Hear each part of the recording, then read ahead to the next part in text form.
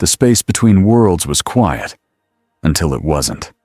Stephen Strange stood inside a circle of chalk and carved symbols. The air around him was already hot from the spell. Orange light spun from his fingers in clean rings. He kept his jaw tight. His eyes did not blink much. He was not doing this for practice. He was doing it because something on the other side had pushed at reality like a fist on glass. He felt it again. A pressure. A wrongness. "Not tonight," he muttered. He turned his hands, fast and exact. The runes flared. The air shook. For one breath, it worked. Then something pushed back. The circle on the floor cracked. Not the chalk. The space above it. Like the world had a seam, and that seam tore open. The tear was not orange. It was dark and jagged, with thin, bright edges that looked like burned paper. Strange's stomach dropped. He tried to clamp it shut with a hard gesture and a sharp word. The tear widened instead. A pull hit him. Strong. Like gravity had changed its mind. Strange threw up a shield. The shield held for half a second. Then the pull grabbed the shield too and dragged it in like a sheet. He dug his heels in, but there was nothing to dig into anymore. The room blurred. The sound cut out. The world turned sideways. And then he was falling. He crashed onto cold asphalt. His shoulder hit first. He rolled once and stopped on his back, staring at a night sky he did not recognize. He sucked in air. It smelled like wet dirt and old pine trees. Headlights blasted his eyes. A black car swerved hard, tires screaming. It missed his head by a few feet and fishtailed to a stop across the road. A door slammed. Another. "Whoa, whoa!" a man shouted. "What the hell?" Boots ran. A flashlight snapped on and jittered over Strange's face. A second later, a gun aimed down at him. "Don't move," the man said. His voice was rough, like he had been awake too long. Strange raised one hand. Slow, palm open. "I'm not armed." "Funny," the man said. "Most people I almost hit don't drop out of the sky." Another man moved into view. Taller, calmer, but tense. He had a flannel shirt and a worried look that was trying to pretend it was not worried. "Dean," the taller one said, low. "No sulfur smell. EMF's quiet." Dean did not lower the gun. "Great. So he's a new kind of freak." Strange sat up. Pain pulsed through his shoulder, but it was not broken. His eyes flicked around. 2-lane road. Trees. No city lights. No sanctum. No familiar hum of his wards. He felt for the tear he came through. Nothing behind him. Just road and dark. His fingers twitched. A small orange spark crawled over his knuckles. Ready. Dean's eyes widened a fraction. "Okay. That's not a lighter." Strange held the spark steady. "I don't want to hurt you." "Then tell us what you are," Dean snapped. Before Strange could answer, a scream echoed from the trees. Then another. Both men turned their heads toward the sound. Dean swore under his breath, like this was normal and annoying at the same time. The taller man, Sam, said, "It's close."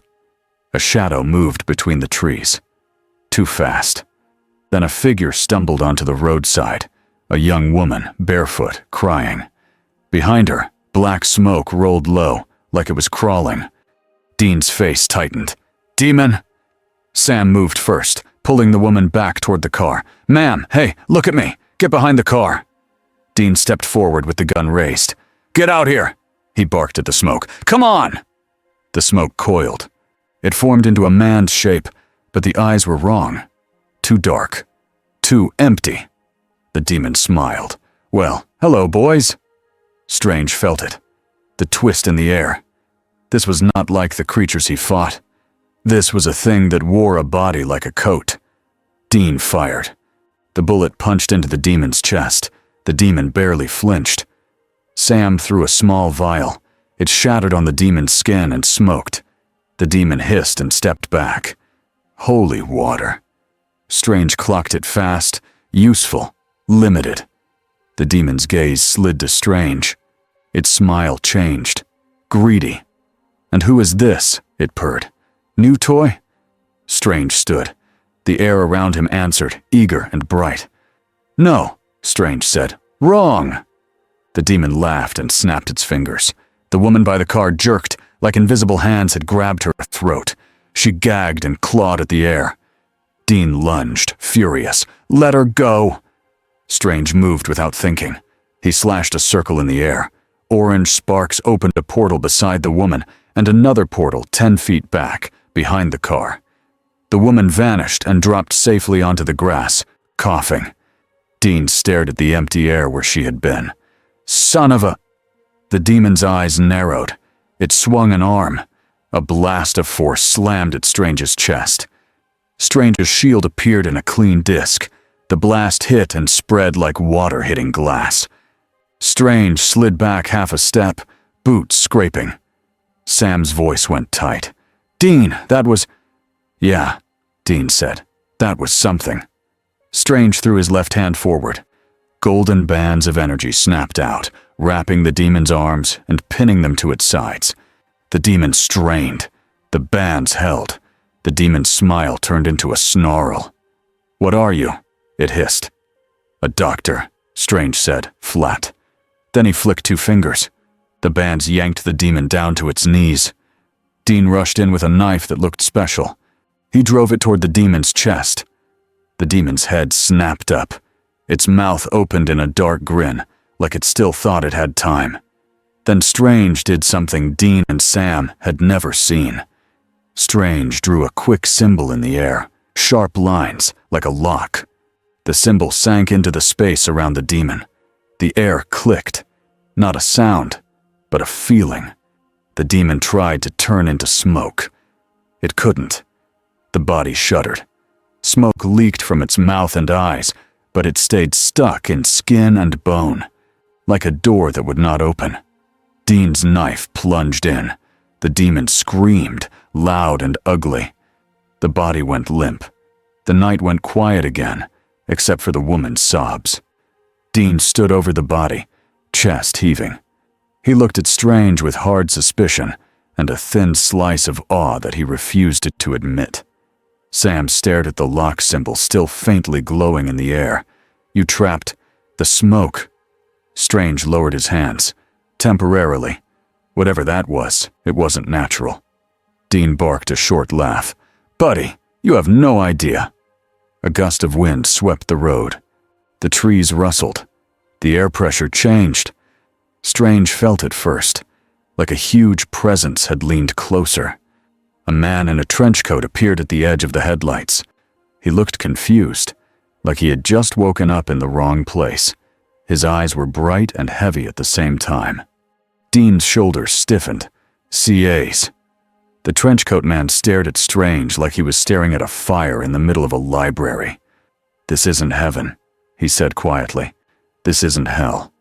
His gaze flicked to the empty space above the road, as if he could see a rip no one else could. "Something tore," he whispered. Strange met his eyes and understood one thing with cold clarity. This world had angels, and whatever had pulled him here had done it on purpose. Dean drove like the road had insulted him. The woman they saved was safe in the back seat with Sam, wrapped in Dean's spare jacket. She kept saying, "Thank you," between shaky breaths. Sam kept his voice low and steady, asking questions in the gentle way he used when he didn't want someone to panic. Strange sat in the front passenger seat. He kept his hands visible, resting on his knees. Not because he was scared of the gun, because he was paying attention to the man holding it. Dean drove with one hand and kept glancing at Strange, like he expected him to change into smoke any second. "So?" Dean said. Sharp. "You want to start talking? Because I'm not a fan of mystery wizards showing up on my highway." Strange looked out the window. Trees, darkness, small town signs, no billboards, no traffic. It felt like the world had fewer layers than his. "My name isn't important right now," he said. Dean snorted. "Cool. Mine is. Dean! That's Sam." He jerked his chin toward the mirror. "And trenchcoat back there is—" "I'm Castiel," the trenchcoat man said from the back seat. Strange's eyes slid to him. Castiel sat stiff, as if cars were still new to him. He watched Strange without blinking much. Strange felt the power on him, not a human's, not a sorcerer's. Something older and stranger, wrapped in rules. Strange said, "You're not human." Castiel nodded once. "No." Dean pointed at Strange with 2 fingers, still driving. "And you aren't normal. So let's cut the crap. What are you? Witch? Demon? Angel? Alien? Government lab accident?" Strange breathed out through his nose. "I'm a sorcerer, a protector. I study threats from outside reality." Dean laughed, like that was the dumbest thing he'd ever heard, and also like it wasn't even the weirdest thing he'd heard this week. Outside reality. Sure. Sam leaned forward between the seats. Dean, his magic didn't look like demon stuff. No sulfur. And he saved her. Dean's jaw flexed. Demons save people sometimes too, when it helps them. Strange turned his head to Sam. "You're demons? They possess bodies?" Sam nodded. "Yeah, smoke, black eyes, deals." Strange's face tightened. "Parasitic entities." Dean shot him a look. "Don't talk like a college textbook." Castiel spoke softly, like he was thinking out loud. "His magic is disciplined. It's trained, like a language." Strange glanced at Castiel again. "And you sensed me." "Yes," Castiel said. "When you arrived, it was like a bell rang, in places that don't usually ring." Dean muttered. "Awesome. We're a bell now."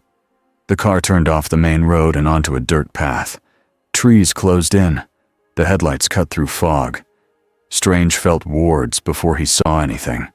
Lines of protection buried in the earth like roots. They stopped at what looked like an old, forgotten building. A rusted sign. A locked door. Dean got out and walked to the door like he owned the night. He pushed. The door opened. Strange's eyes narrowed.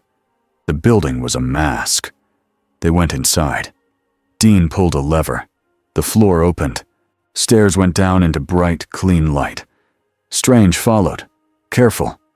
The bunker below felt like a living thing, made of stone and secrets. Rooms, hallways, bookshelves, weapons, maps. A place built by people who planned for war. Dean watched Strange take it in. "Welcome to the funhouse." Sam guided the rescued woman to a couch and gave her water. Castiel stood near the doorway, silent as a statue. Dean walked Strange into a room with a table and a chair. He pointed at the chair. "Sit." Strange sat. Dean set a small box on the table. He opened it. Strange saw salt, a flask, and a thin piece of metal carved with symbols.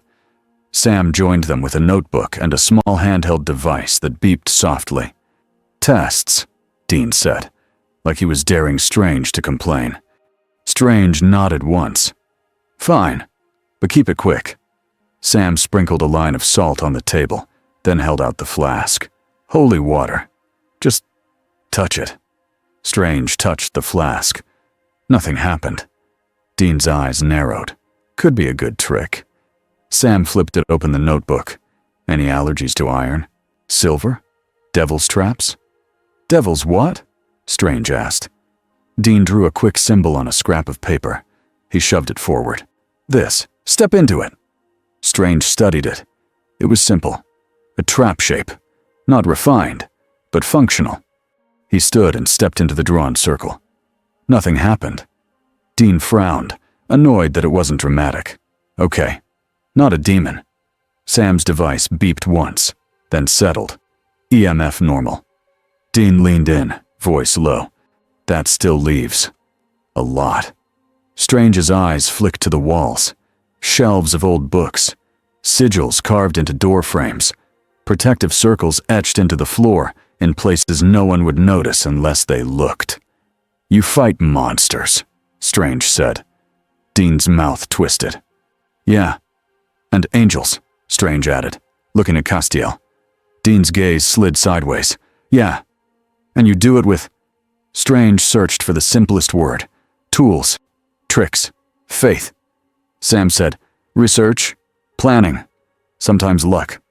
Dean said, and a lot of pain. Strange's face softened for a second. Then, you know why I'm careful.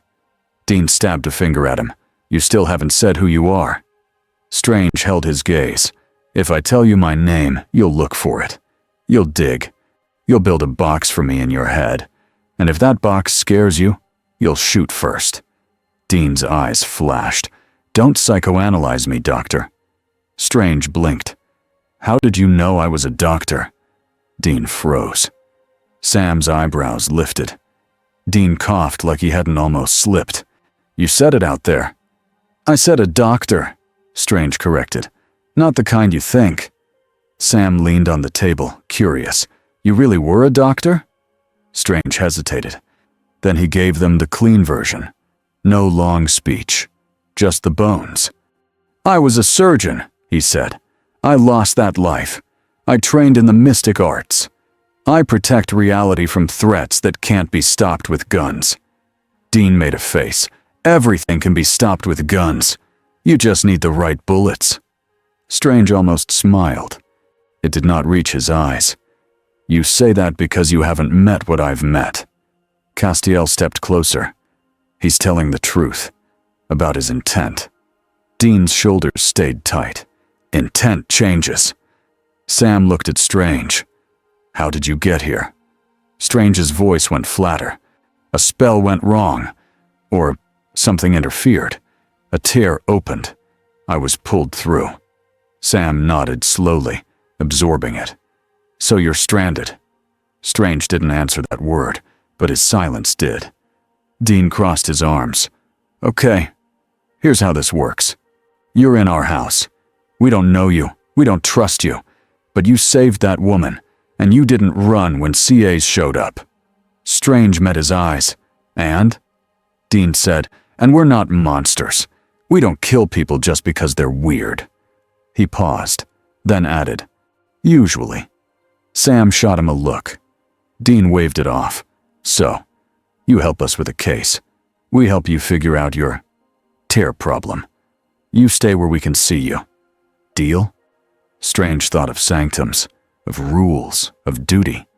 He thought of the pressure he felt in the sky when he arrived. He nodded once. Deal. Castiel's head tilted. There's more. Dean sighed. Of course there's more. Castiel looked at Strange. When you came through, something noticed. I felt a tension. Strange's stomach tightened. From where? Castiel's eyes did not blink. Everywhere. Dean rubbed his forehead. Cool. So we got a magic bell wizard, and now the universe is looking at us. Sam tried to lighten it. That's kind of our brand. Dean pointed at Sam. Not helping. Strange stood, slow and controlled. Then we can't waste time. Sam opened a file folder on the table. We actually have a case already. 3 deaths in 2 days. Same town. Same pattern. He slid photos forward. Strange looked. The bodies were pale. The faces were twisted in terror, like they had seen something they couldn't name. Strange's eyes narrowed. That looks like a fear response, but too intense. Dean said, "Welcome to America." Sam tapped the report. Crossroads nearby. People said they heard voices before the attacks. Strange looked up. Crossroads is important here.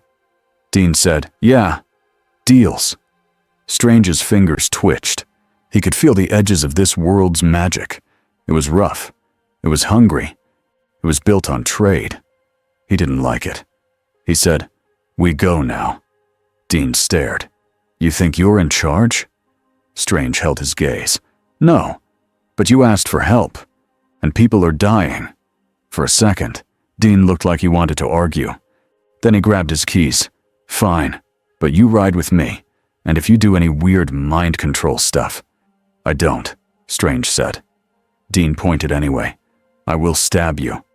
Strange nodded like that was fair. Sam grabbed books.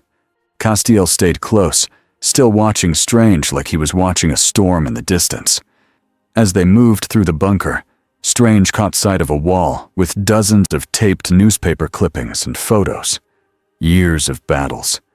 Years of loss. He understood them better now.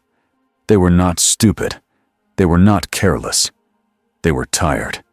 And now they had just added him to their war. Crowley tasted the rumor before it even reached his ears. He sat in a leather chair in a room that was far too nice to be honest. A drink rested in his hand. The glass caught the light like it was proud of itself. A demon knelt in front of him, shaking. "Say it again," Crowley said, voice smooth. The demon swallowed. A man, on a road.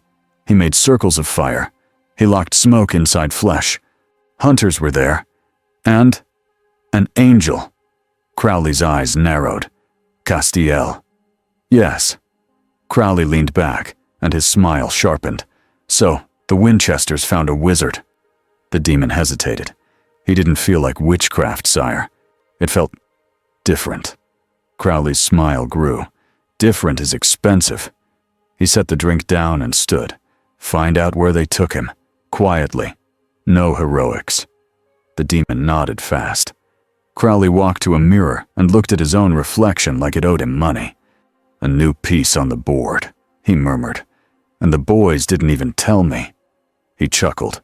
Rude.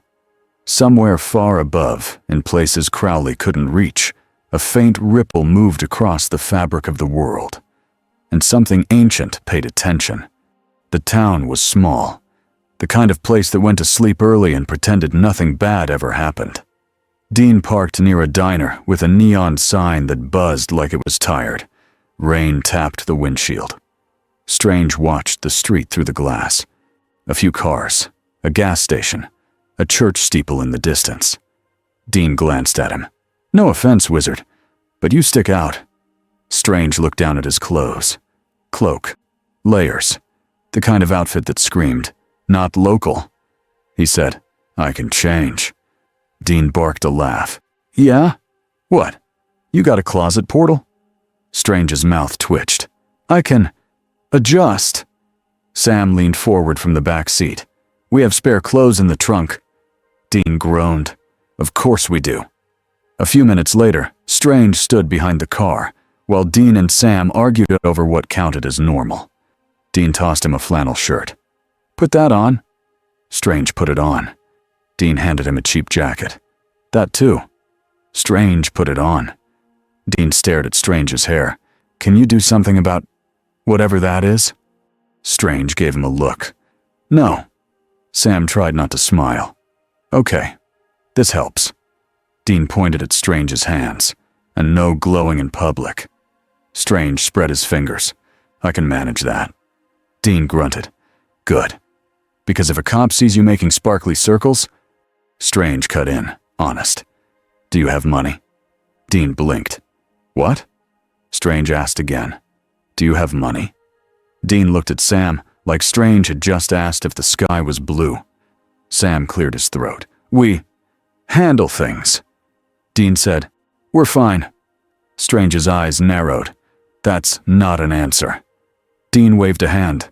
"It's an answer in this country." Strange exhaled. This world had demons, angels, and hunters living on lies and thin budgets. He didn't judge. He just noted it.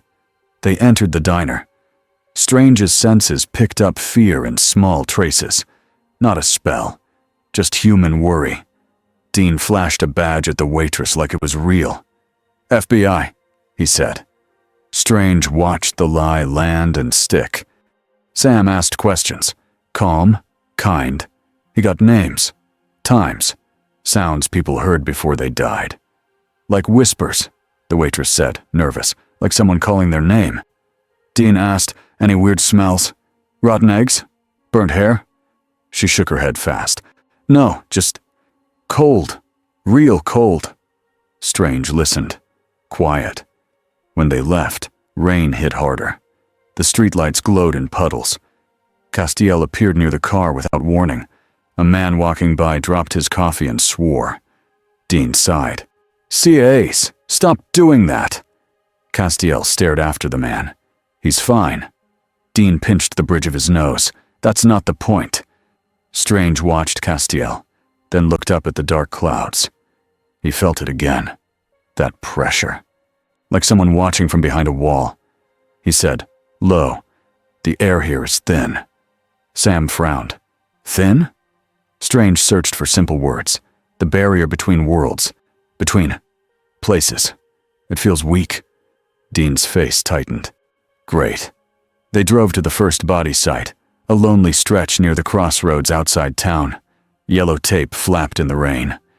Dean ducked under it like he owned it. Sam followed, flashlight in hand. Strange stepped onto the wet ground and closed his eyes. He didn't chant. He didn't need to. He reached out with trained senses, like a doctor checking a pulse. He felt a mark in the air. Faint, like a scratch. He opened his eyes. A tear was here. Dean frowned. We got rips in space now? Strange pointed to a patch of mud where the grass looked burned. Something pressed through. It didn't fully enter. It touched, then pulled away. Sam crouched. Could be a demon. Strange shook his head. Not like the one on the road. Castiel's voice was quiet. He's right. Dean looked between them. Then what is it? Strange stared at the crossroads sign. He said, "A doorway." The rain got colder. A whisper slid through the trees, soft, like a voice pretending to be a breeze. Sam stiffened. You hear that? Dean lifted his gun. Yeah. Strange raised one hand, palm down, steady. Stay close. The whisper turned into words. Not clear words, just the shape of words. Then a figure stepped out of the dark. It looked like a man in a soaked suit. Its skin was pale. Its eyes were normal, but too empty. It smiled at Dean like it knew him. Dean Winchester, it said, gentle. You look tired. Dean's grip tightened. Nope, don't like that. The thing's eyes slid to Strange. The smile faltered. Just for a blink. Then it smiled wider. Like that made it less nervous. And you, it said. You're not from here. Strange's voice went cold. What are you? The thing tilted its head. I'm a messenger. Castiel stepped forward. His face was tense in a way that meant fear was inside it, pressed down hard. That's not an angel. The messenger smiled. No, angels are loud. It took a step closer, careful, like it knew Strange could erase it. I bring a warning, it said to Strange. You tore the seam. Now the seam remembers you. Strange held still. I didn't tear it. Something pulled me. The messenger's smile thinned. Maybe, maybe not. Either way, you're the crack in the glass. Dean snapped. Okay, that's it. He fired. The bullet went through the messenger's head.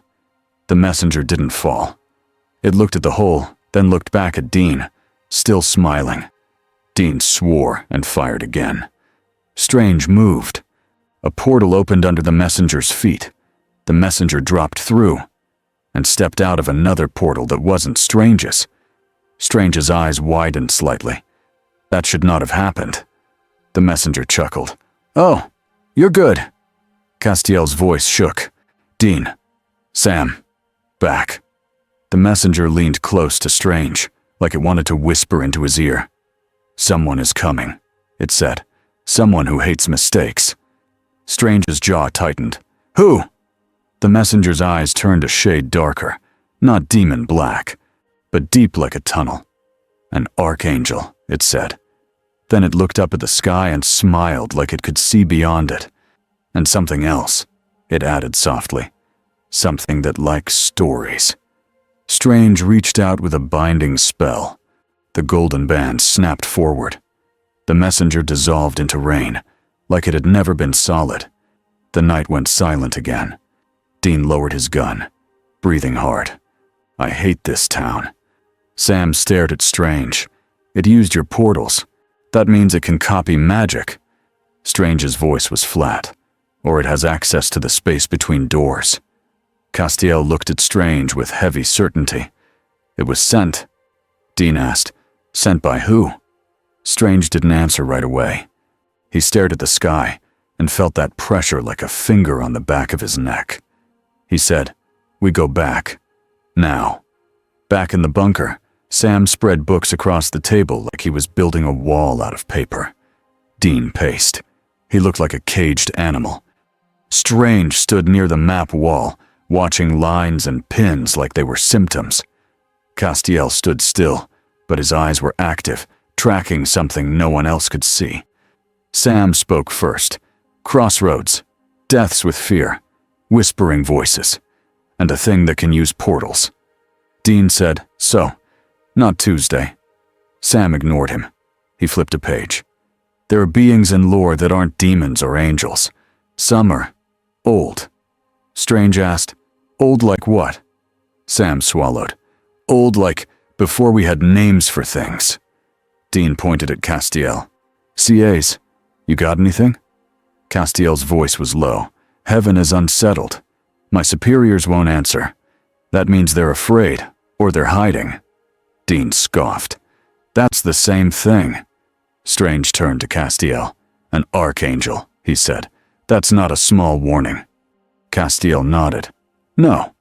Strange's mind moved fast. Archangels. Reality seams. Copying portals. A watcher that liked stories. He had fought beings that played with worlds like toys. He had learned the hard way that raw power was not the only danger. Dean stopped pacing. "Okay, wizard. You brought the cosmic hurricane to our doorstep. How do we stop it?" Strange met his eyes. "First, I need information. What breaks your world? What holds it together?" Dean blinked. "What?" Strange pointed to the bunker. "These wards. Your symbols. Your rules. Your monsters. I can't protect a world I don't understand." Sam nodded slowly, like that made sense. "So we teach each other." Dean muttered, "Great. Study group with Dr. Sparkles." Strange's eyes narrowed. "I heard that." Dean shrugged. "Good." Sam looked between them. "We should also move fast. Whatever that messenger was, it knew you.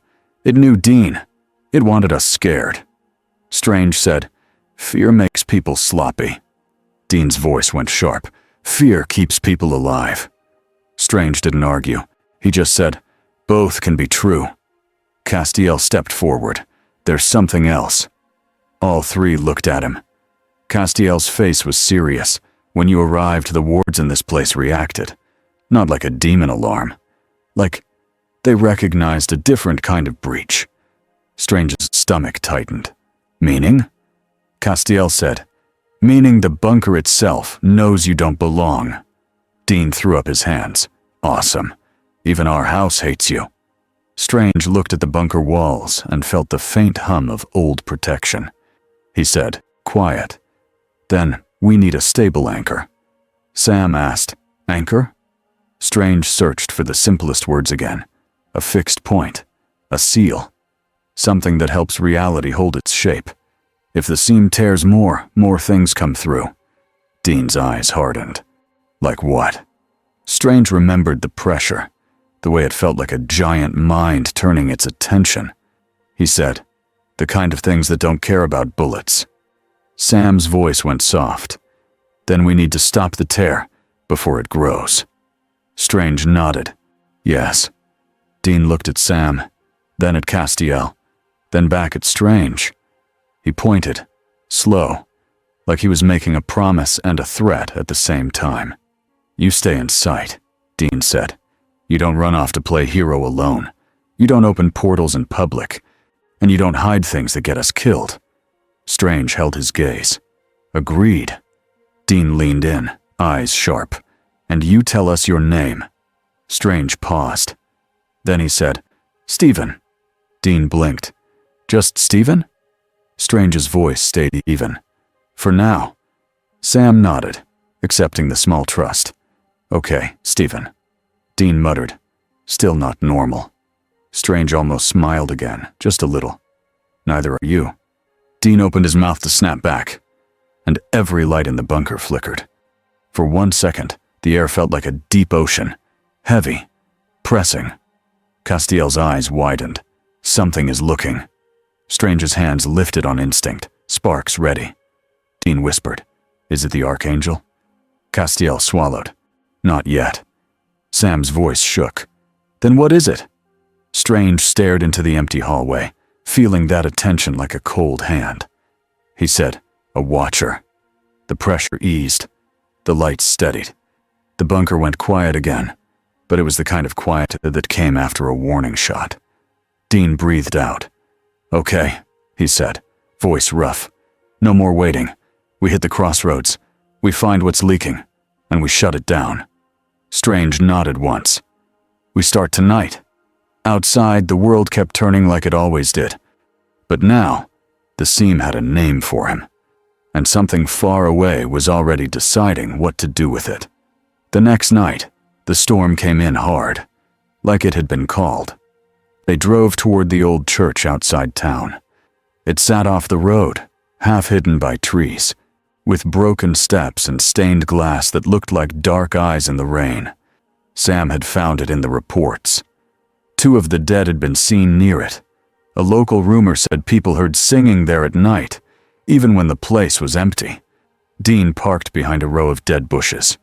He killed the engine and listened. Rain hammered the roof. Strange sat still, eyes on the church. He felt the tear before they even stepped out. A thin buzzing in reality, like a wire pulled too tight. Dean loaded his gun. "Okay, in and out. Find the thing. Kill the thing. No drama." Sam gave him a look. "You say that every time." Dean pointed at Sam, "And I mean it. Every time." Castiel appeared beside the car with a soft rush of air. Dean flinched anyway. "CAs," Dean hissed. "Stop." Castiel ignored the complaint. His gaze locked on the church. "It's here." Strange opened the car door. Cold air hit his face. He stepped into the mud and pulled his jacket tighter. He said, "Stay close. If the seam opens, it won't open politely." Dean snorted. "Nothing we deal with is polite." They moved toward the church. Inside, it smelled like wet wood and mold. Pews were scattered. Old hymn books lay torn on the floor. Water dripped from the ceiling into puddles. Sam swept a flashlight across the walls. Strange's eyes followed the cracks in the stone, the places where old symbols had been scratched and then scratched out.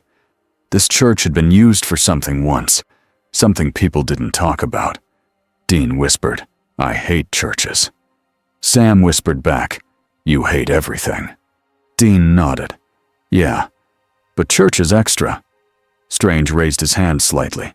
A faint orange glow lit his fingers, small enough to hide from outside eyes, but enough to show him what he needed.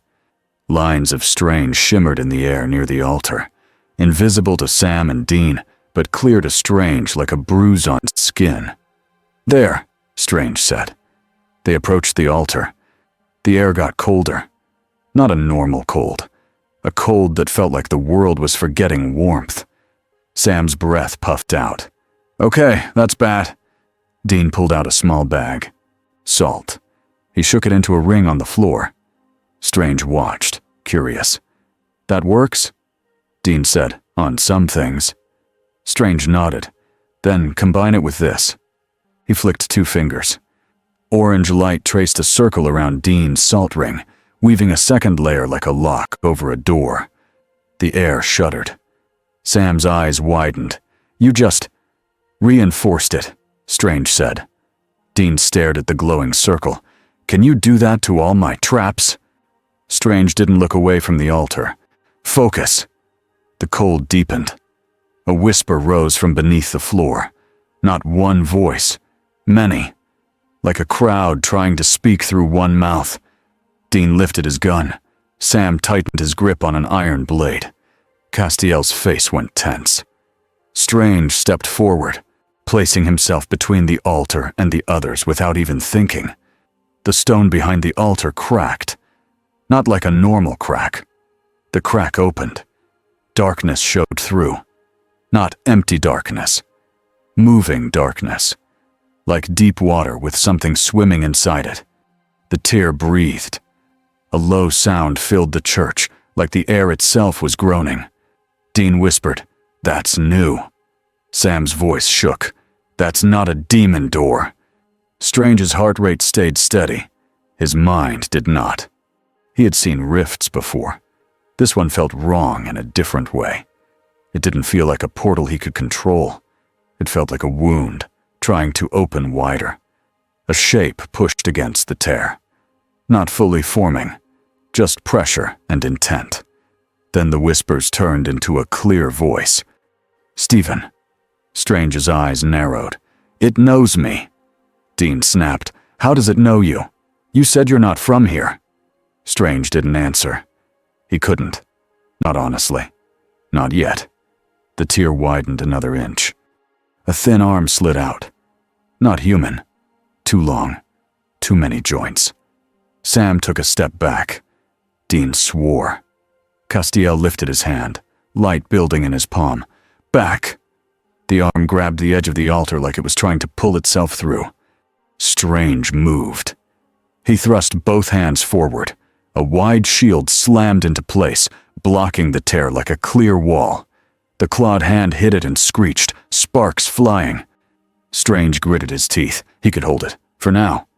"Dean," he said, voice tight. "Get the civilians out." Dean blinked. "What civilians?" A scream came from the back of the church. They spun. A family stood in the doorway, 2 parents and a teenage boy, soaked from rain, terrified. "We heard voices," the father stammered. "We thought—" Dean's face twisted. "You thought this was a shelter, in a haunted church?" The mother sobbed. "Please, please help us." The tear pulsed again. The whispers got louder, hungry. Dean swore hard. "Sam! Move them!"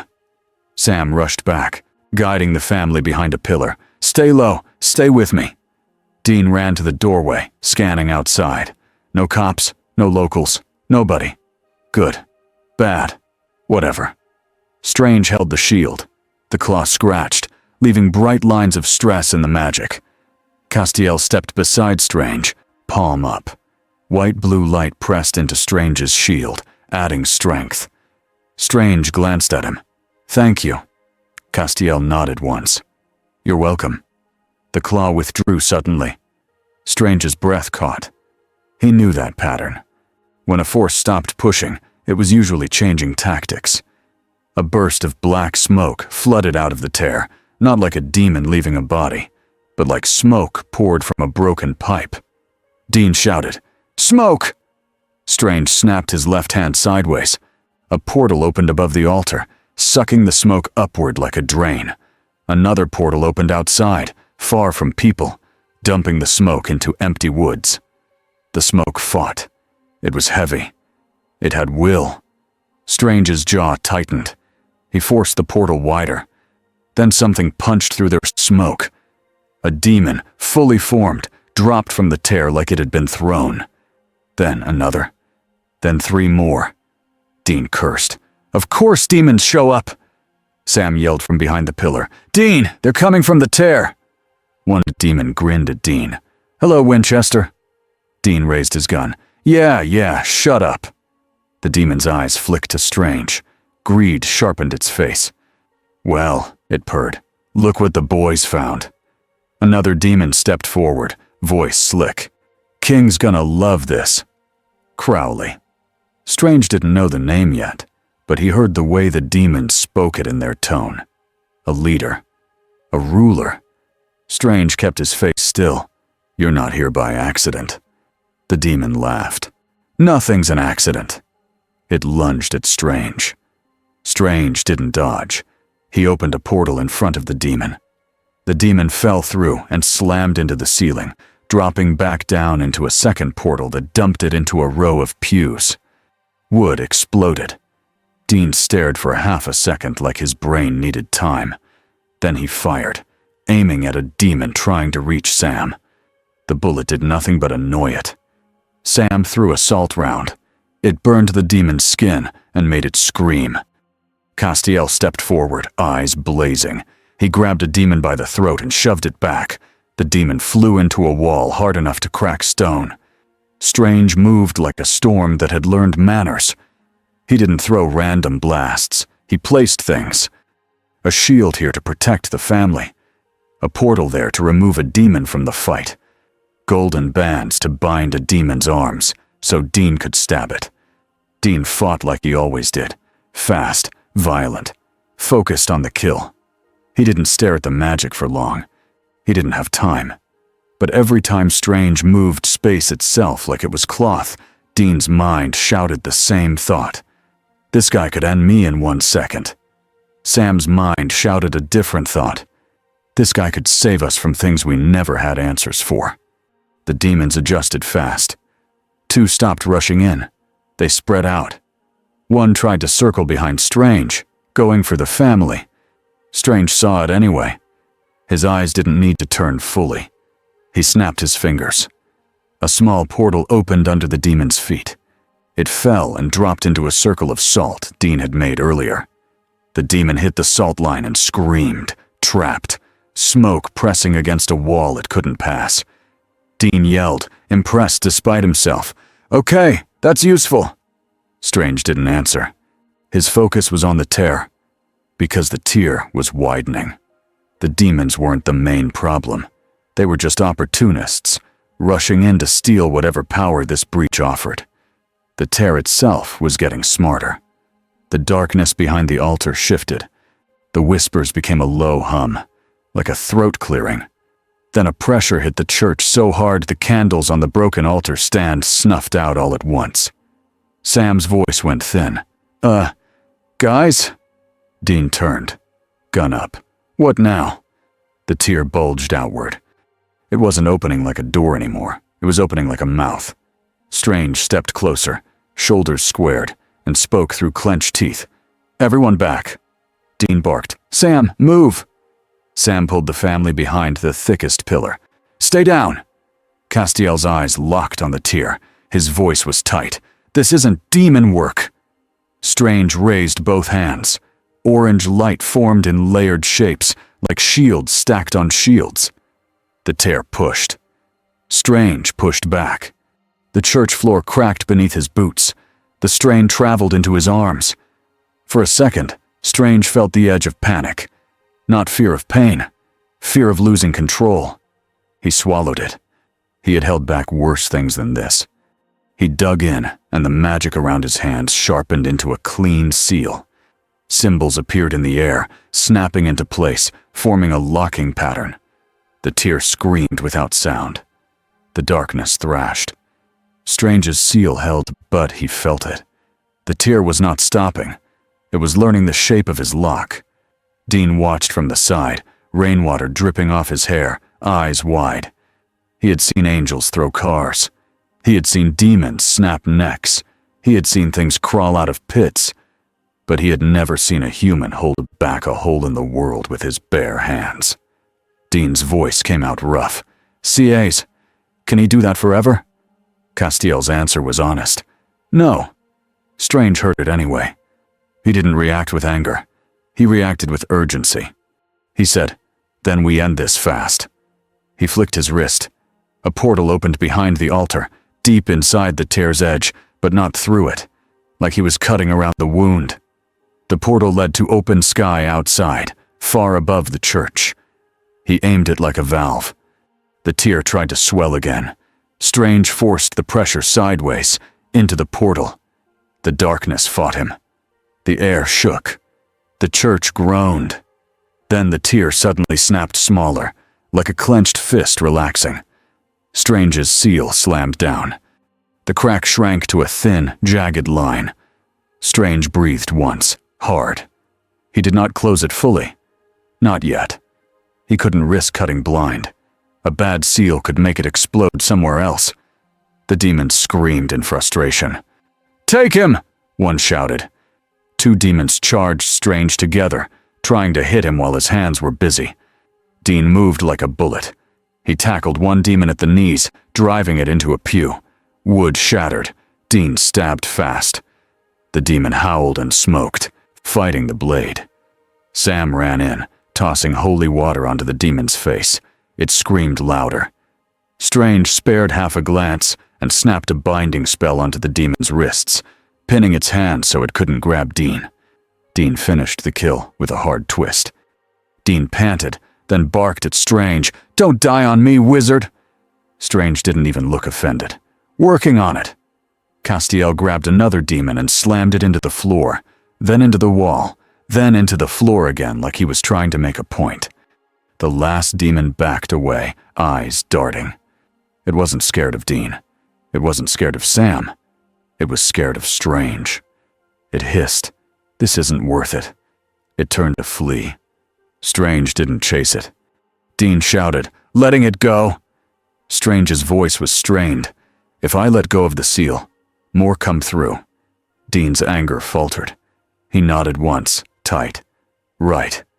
The demon escaped into the shadows, leaving smoke trails like a promise. Strange finished the lock. The tear didn't vanish. It stayed as a thin scar behind the altar, humming with pressure. Strange lowered his hand slowly, like he was setting down something heavy. The church was a wreck. Pews broken, walls cracked, water dripping through a fresh hole in the ceiling. The family behind the pillar stared at Strange like he was a monster and a savior at the same time. Sam approached them carefully. "Hey, you're okay. We're gonna get you out of here." The father swallowed. "What? What is that man?" Dean opened his mouth. Strange cut in, gentle but firm. "A friend." Dean looked at him, surprised. Strange didn't look away. He kept his voice simple. "Go home. Don't tell anyone you were here. If you hear voices again, run." The mother nodded fast, crying. Sam guided them out. Dean stayed by Strange, gun still in hand, eyes on the scar. "So," Dean said, voice low, "that's the leak." Strange stared at it. "It's a wound." Castiel's face was pale, even for him. "Something is pushing from the other side." Dean swallowed. "The Archangel?" Castiel shook his head.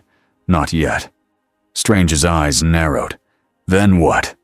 Castiel looked at Strange like he was about to say something he didn't want to say. "The thing that sent the messenger," Castiel said. "It wants this." Strange's jaw tightened. "Why?" Castiel answered with the worst kind of calm. "Because you're here." Dean's voice cracked with anger. "So you're saying the universe is mad you showed up?" Strange didn't deny it. He reached toward the scar, not touching it, just feeling the pattern. Something brushed back. Not with a hand, with a tension. Strange's pupils tightened. His skin prickled. The scar flared very faintly, and for a split second, Strange felt a hook sink into the edge of his magic. Like a tag. He pulled back fast. Dean saw the change in his face. "What?" Strange's voice was quiet. "It learned me." Sam returned, rain-soaked, breathing hard. "Family's gone. No one saw—" He stopped when he saw Strange's expression. Sam asked, "What happened?" Strange stared at the scar, as if he wanted to cut it out of the world with a scalpel. He said, "This isn't over. Whatever is behind that crack can now find me easier."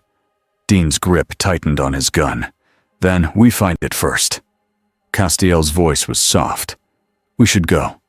Strange nodded. "Back to your bunker. We plan. We reinforce." Dean scoffed, trying to sound tough. "We always plan." Strange looked at him. "Plan harder." Dean almost laughed. Almost.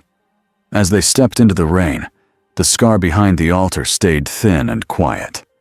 But far away, in places where hunters didn't go and angels didn't speak about, something turned its gaze fully toward this world. And it remembered the taste of Stephen Strange's magic. The bunker did not feel like a bunker the next morning. It felt like a shaken house. Sam woke up on a hard chair with a book open on his chest. His neck hurt. His eyes burned.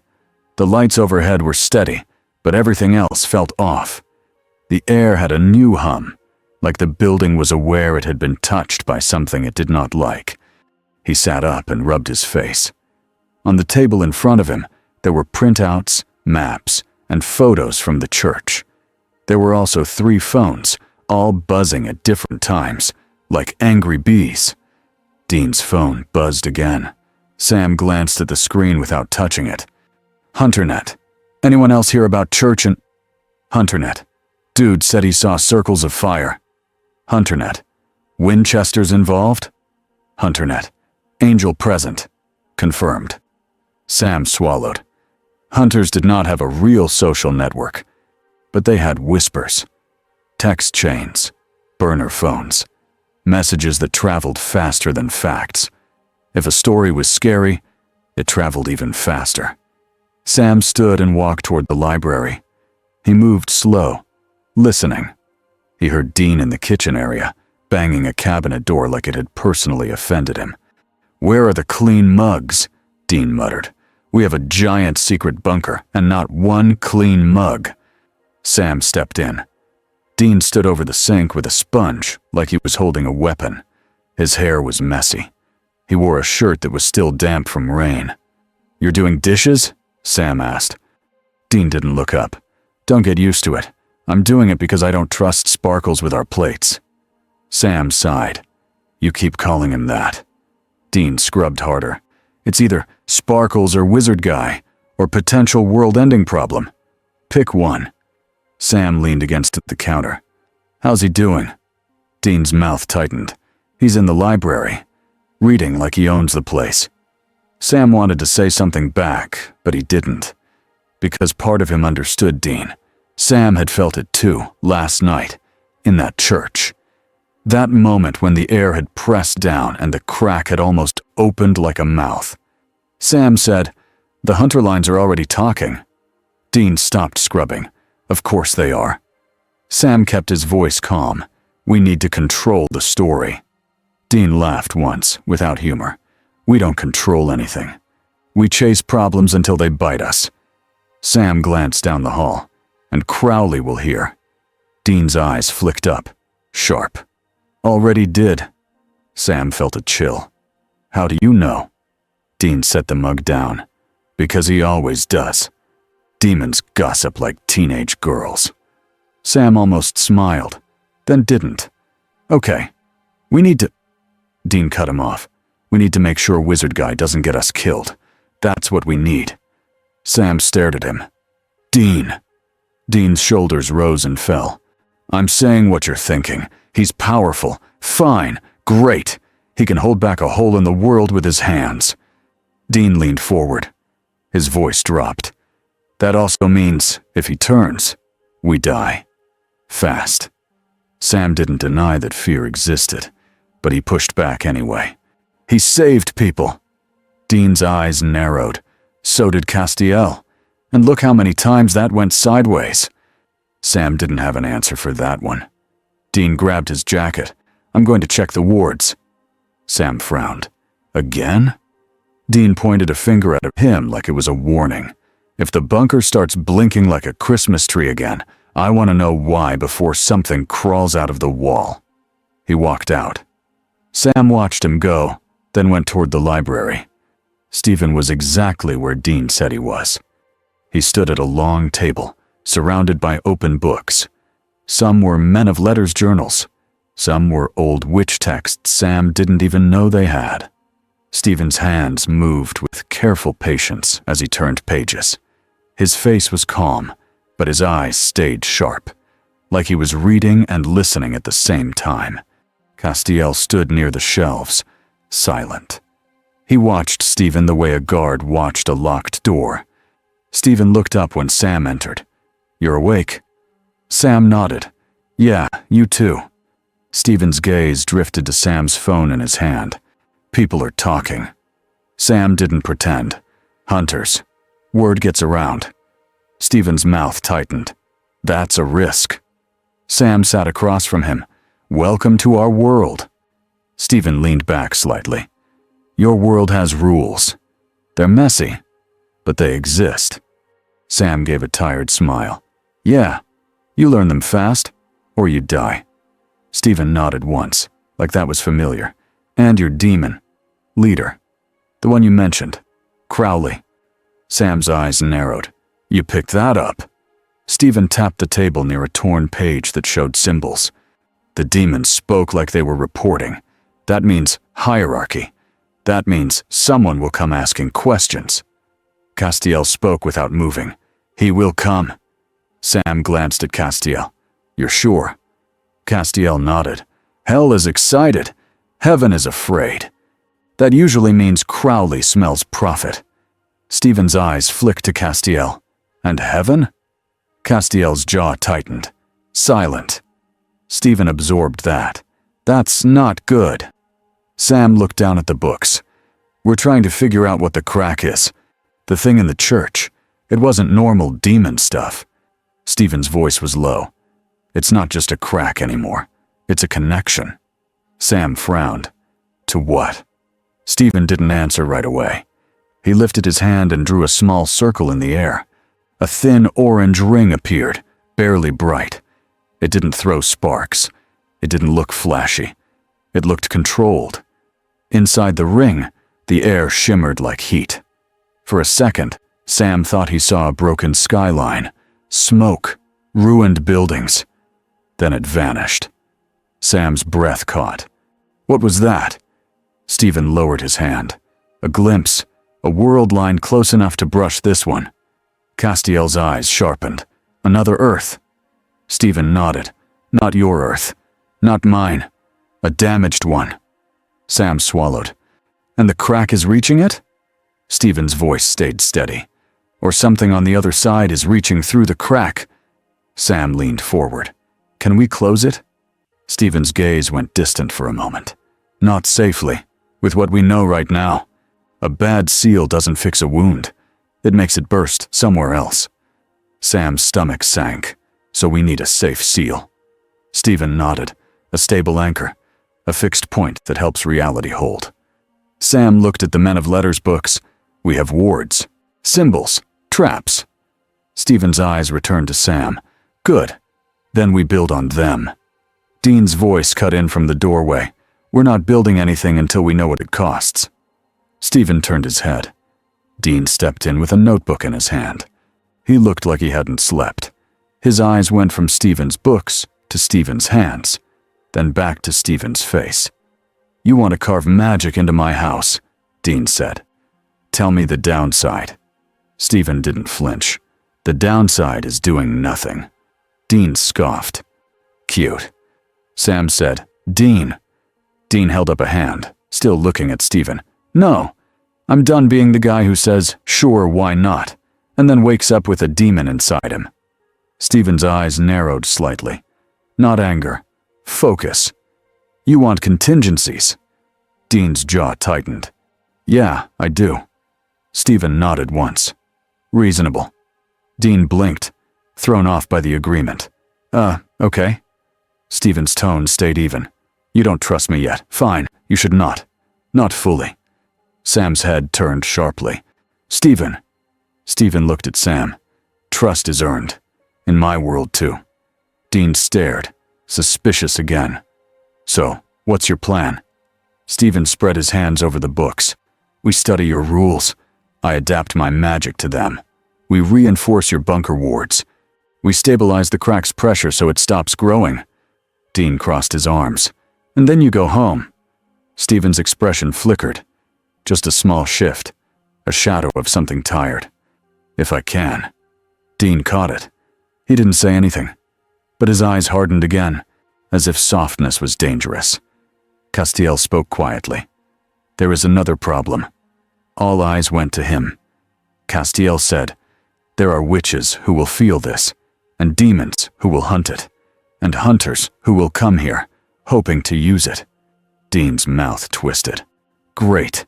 A parade. Sam asked, do you know any witches who can help? Dean answered first. No. Castiel's eyes moved to Dean. You do. Dean's face went blank. No, we don't. Castiel said the name like it was a stone dropped into water. Rowena. Sam's shoulders tensed. Rowena's not exactly safe. Dean snapped. Rowena's not invited.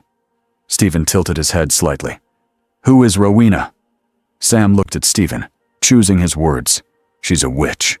Powerful, smart, dangerous, sometimes helpful, usually when it benefits her. Dean pointed at Sam. That's the nicest description you've ever given. Stephen nodded slowly. A specialist. Dean glared. No, she's a walking problem. Stephen didn't argue. He just said, "Your world is built on dealing with problems." Dean hated that he was right. Sam exhaled. "We need information. Crowley is coming either way. Rowena might come too." Dean stared at Stephen. "And you're just going to sit here reading until they show up?" Stephen's eyes stayed calm. "No." He closed one of the books gently. "We choose the battlefield." Dean frowned. "Meaning?" Stephen stood. "Meaning we set the trap, not them." Sam's phone buzzed again. He checked it. His face tightened. "It's already happening." Dean leaned in. "What?" Sam read out loud. "A hunter named Eileen. She says someone is offering cash for the wizard in the bunker." Dean's blood went cold. Cash. Stephen's eyes sharpened. "So it begins." Dean muttered, "I hate everybody." Crowley did not rush. Crowley rarely rushed. He sat in a different place now, in a room that looked like a high-end hotel suite, the kind of place humans dreamed about and demons used like props. A record player hummed in the corner. The drink in his hand was new. He held a phone to his ear, listening to a demon report. "A church," Crowley said, amused. "A crack in reality. Hunters, an angel, and a man who draws glowing circles." The demon on the other end swallowed hard. "Yes, sire." Crowley's eyes gleamed, and he trapped demon smoke in a body. "Yes." Crowley smiled. "That's not witchcraft." The demon hesitated. "Rowena will want him." Crowley's smile widened. "Rowena wants everything." He stood and walked to the window, looking out at a city that it was not real. He tapped the glass with one finger. "Here's what you do," Crowley said. "You don't attack him. You don't poke him. You don't even breathe too loud near him." The demon sounded confused. "But—" Crowley's voice went sharp, and the confusion died. "You bring me a name, a real one, and you bring me leverage." The demon whispered, "Leverage." Crowley nodded to himself. Hunters care about people. They pretend they don't, but they do. Find someone they can't ignore. He paused, then added, softer, "And send a message to Rowena. Tell her we have a new toy in town." The demon said, "She will come." Crowley's smile turned into a grin. "Good." He hung up and poured himself another drink, slow and pleased. "Let's see what kind of doctor you are," he murmured. Rowena arrived like a bad idea in a nice dress. Sam heard the wards whisper first, a ripple through the bunker like a sigh. Then the door above clicked, even though no one had touched it. Dean grabbed his gun. "No!" Sam got up from the table. "Dean!" Dean pointed toward the stairs.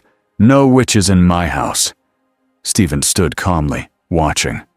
Castiel didn't move, but his posture changed in a way that meant he was ready. A woman's voice drifted down the stairwell, sweet as poison. "Oh, don't be like that, laddie. I brought manners." Dean muttered. "She brought trouble." Rowena stepped into the bunker lights like she owned them. She wore a dark coat, her red hair perfect, her smile bright. Her eyes took in the bunker in one sweep, then landed on Stephen. She stopped. Her smile didn't fade, but it sharpened. "Well," she said softly, like she was talking to herself, "that's not the sort of magic I'm used to." Dean lifted his gun a little higher. "Turn around." Rowena looked at him like he was a rude child. "Oh, calm down. If I wanted to kill you, you'd already be dead." Dean growled. "That's not comforting." Sam stepped forward. "Rowena, why are you here?" Rowena placed a hand on her chest. "Because someone is making noise, Samuel. And when someone makes that kind of noise, the whole world leans in to listen." Her gaze returned to Stephen. "And you?" Stephen met her eyes. He didn't smile. He didn't threaten. He simply stood there like a wall. Rowena's voice turned playful. "You're trained. You're disciplined. You're not sloppy." Stephen said, "You're a witch." Rowena curtsied. "Guilty." Dean snapped. "No flirting with the wizard. We're busy." Rowena laughed. "Oh, darling, I flirt with danger. It keeps me entertained." Stephen's eyes stayed on her hands. He noticed the rings, the little hidden marks. He noticed the way she stood, balanced for a spell. He said, "Who sent you?" Rowena's smile was innocent. "Sent? Nobody sends me anywhere. I go where I please." Sam's voice went firm. "Crowley told you." Rowena's eyes flicked to Sam, annoyed for half a second. Then she smiled again. "He did mention it. He's very excited, like a wee boy who found a knife." Dean stepped closer. "So, you came to take him?" Rowena's gaze slid to Dean. "Take? No, don't be so dramatic. I came to see." She leaned forward a fraction, eyes locked on Stephen. "What do they call you, Stephen didn't answer. Rowena's smile widened. "Oh, we're mysterious. I like that." Dean said, "He's with us." Rowena made a face. "That's adorable." Stephen spoke, calm and sharp. "I am not anyone's property." Rowena laughed softly, almost approving. "Good." Sam watched her carefully. "If you're not here to take him, why come at all?" Rowena spread her hands. "Because you're in trouble, and trouble is a marketplace." Dean swore. "I knew it." Rowena continued sweetly. "There's a crack in reality. Demons want it. Angels are whispering. Hunters are gossiping. And you three are sitting on top of it like it's a warm egg." Castiel's voice was flat. "It is dangerous." Rowena looked at Castiel like she was measuring him. "Aye, and so is your face, love, but you manage." Dean barked. "Okay, that's it. Out." Rowena's eyes returned to Stephen. "Before I go, I'll offer something. Free." Dean stared, confused. "You don't do free." Rowena smiled. "I do when I want to watch what happens next." She pointed toward the books on the table. "Your wards are nice, but they're old-fashioned, and his magic is foreign." Her gaze stayed on Stephen. "Foreign magic can upset the balance. It can call things that don't usually answer." Stephen's jaw tightened. "I already feel that." Rowena nodded, pleased. "Of course you do." She stepped closer, not to Stephen, but to Sam. Her voice lowered. "Crowley is going to make his move soon. He will not attack your wizard head-on." Dean snapped. "Stop calling him wizard."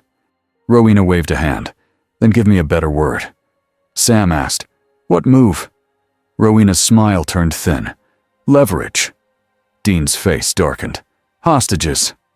Rowena nodded once. "Aye." Dean looked like he wanted to punch a wall. "Who?" Rowena shrugged lightly. "Someone connected to you. Maybe not blood, but close enough." Sam swallowed. His mind flicked through names. Friends, hunters, people who answered calls. Stephen watched their faces and understood the shape of their fear. He had seen it in Avengers, in soldiers, in surgeons. The fear wasn't for themselves. It was for people they couldn't save in time. Rowena started to turn away, then paused. She looked back at Stephen. "One more thing." Stephen didn't move. Rowena said, "If you want to keep the crack from ripping wider, you'll need a stable anchor. A fixed point in this world's language." Stephen's eyes narrowed. "Enochian." Rowena smiled, like he'd just impressed her. "Oh, you are clever." Dean snapped. "Okay, great, thanks, now leave." Rowena walked backward a step, still smiling. "Be careful, boys." Her gaze slid to Stephen one last time. "Especially you." Then she turned and walked up the stairs like she was leaving a party early. The bunker ward settled again, but not all the way. Like the place still tasted her magic. Dean let out a long breath. "I hate her." Sam said, "She wasn't wrong." Dean glared. "Don't say that out loud." Stephen spoke softly. "Crowley will come." Castiel nodded. "Yes." Stephen's eyes tightened. "Then we do not wait." Dean stared at him. "What's the plan?" Stephen looked at the map wall, then at Sam's books, then at Dean's weapons. He said, "We set our own trap." Dean hesitated. "You like traps?" Stephen's voice was calm. "I like control." Dean muttered, "Finally, something we have in common." Crowley's first message came in the form of a dead phone and a living smile. Dean found the phone on the bunker table, even though it had not been there an hour earlier. It was old, cracked, and it buzzed like it was proud. Dean didn't touch it with his bare hand. He used a pen. The screen lit up. Unknown caller. Dean looked at Sam. "You seeing this?" Sam's eyes were wide. "Yeah." Stephen stood a few steps back, watching. He didn't move toward the phone. He watched it like it might bite. Castiel's gaze went distant, like he was listening to a far-off sound. Dean hit speaker. A voice filled the room, smooth and amused. "Hello, boys." Dean's jaw clenched. "Crowley." Crowley chuckled. "Miss me?" Dean snarled. "What do you want?" Crowley sighed theatrically. "Straight to business. Fine." There was a pause. Then Crowley's tone changed slightly. Still playful, but sharper at the edges. "I want to chat with your new friend." Dean stared at Stephen like he was warning him to stay quiet. Stephen didn't look away. Dean said into the phone, "No." Crowley laughed, like Dean had told a joke. "Oh, Dean, you're adorable when you pretend you have leverage." Sam leaned toward the phone. "Who did you take?" Crowley's voice turned sweet. "Ah, the smart one. Always asking the right question." A muffled sound came through the line. A woman's voice, strained. "Sam?" Sam went pale. Dean's face changed too. It wasn't anger first. It was something colder. "Jody," Dean whispered. Sam's voice broke. "Crowley, if you heard her." Crowley cut in. "Calm. Now. I'm not a monster." Dean barked. "You are literally a demon." Crowley sighed. "A businessman, Dean. Keep up." Stephen's eyes narrowed. He watched Sam's hands shake just a little. He watched Dean's jaw lock like steel. Crowley continued. "Here's the deal. You bring your wizard to a neutral place. We have a polite conversation. I give you information about your little crack." Dean said, "And you give us Jody." Crowley hummed. "We'll see." Sam's voice turned dangerous. "That's not a deal." Crowley chuckled. "It's the only one you're getting." Stephen stepped forward. Dean snapped. "No." Stephen didn't stop. He looked at the phone. "Crowley." Crowley paused. "Well, he speaks." Stephen's voice stayed even. "Release the hostage. Then I will meet you." Crowley laughed. "Oh, I like you already." Stephen's eyes hardened. "You don't." Crowley's tone turned curious. "And who are you exactly?" Stephen didn't answer with pride. He answered like it was a fact. "Stephen Strange," he said. Sam blinked. Dean blinked. Crowley was quiet for half a second, like he was tasting the name. Then Crowley smiled through the speaker. "Strange. Fitting." Dean shot Stephen a look. "You couldn't have told us your last name before now?" Stephen didn't look away. "You asked for a name. You got it." Dean muttered. "Great. Now we can put it on your tombstone." Crowley purred. "Stephen Strange. Lovely." Stephen's voice dropped. "You will not keep her. You will not use her." Crowley laughed softly. "Oh, I already did." Dean slammed his fist on the table. "Where is she?" Crowley's tone stayed light. "Bring Stephen Strange to the old rail yard outside of town. 1 hour, no angel." Castiel's eyes sharpened. "He knows about me." Crowley added, "And no hero moves. If I sense a trap, she screams. If I sense a trick, she dies." Sam's hands curled into fists. "We're not doing this." Dean's voice was low. "We are. We're just not doing it his way." Stephen held up a hand. "We can do it." Sam snapped. "Stephen, he's baiting you." Stephen looked at Sam. His voice was simple. "Jody is not bait. She is a person." Sam swallowed hard. Dean stared at Stephen, torn between rage and the ugly truth that Stephen was right. Crowley's voice returned, almost cheerful. "See you soon?" The line went dead. Dean stood very still for 2 seconds. Then he moved fast. "Sam, gear up," Dean said. "We're going." Sam grabbed his bag, breathing hard. "Dean, we need a plan." Dean looked at Stephen. "We do have a plan." Stephen's eyes narrowed. "What is it?" Dean didn't answer right away. He walked to a drawer. He pulled out a notebook filled with careful handwriting and ugly sketches of symbols. He set it on the table like a confession. Stephen's gaze dropped to it. It was full of trap designs, wards, circles, ways to bind creatures that were stronger than humans. And in one corner, a page labeled in Dean's messy handwriting, "If wizard goes bad." Sam's throat tightened. "Dean!" Dean's face was hard. "I said I plan." Stephen stared at the page. He didn't explode. He didn't insult Dean. He simply looked at it like he was looking at a surgeon's consent form for a risky operation. Dean said, rough, "You want honesty? Here it is. I don't know you. I'm not betting Jody's life on trust alone." Stephen's jaw flexed. "And if I told you I didn't plan for you too, I'd be lying." Dean blinked. "You planned for us?" Stephen's voice stayed calm. "You have angels and demons. You have weapons that can kill them. You survive because you prepare." He met Dean's eyes. "I survive for the same reason." Sam exhaled, shaky. "So everyone's just planning to stab everyone." Dean muttered, "Welcome to family." Stephen looked at the symbols. "Your trap is crude." Dean bristled. "Hey," Stephen added, "but effective. With reinforcement." Dean blinked again. "You're not mad?" Stephen's gaze didn't soften, but it didn't harden either. "I am not happy. But I understand." Dean looked away first, like that admission hurt. Castiel stepped closer to Stephen. "Crowley said no angel." Stephen nodded. "He expects you to break the rule." Castiel's voice was flat. "We might." Dean shook his head. "No. Crowley's watching. We keep CAs hidden." Sam said, "But how do we keep him safe?" Dean looked at Stephen. "We're trusting the wizard." Stephen didn't correct the word this time. They left the bunker with the rain still falling outside, steady and cold. And somewhere, in a place no map could point to, something watched them make choices. Something that liked watching people try to be good in a world that punished it.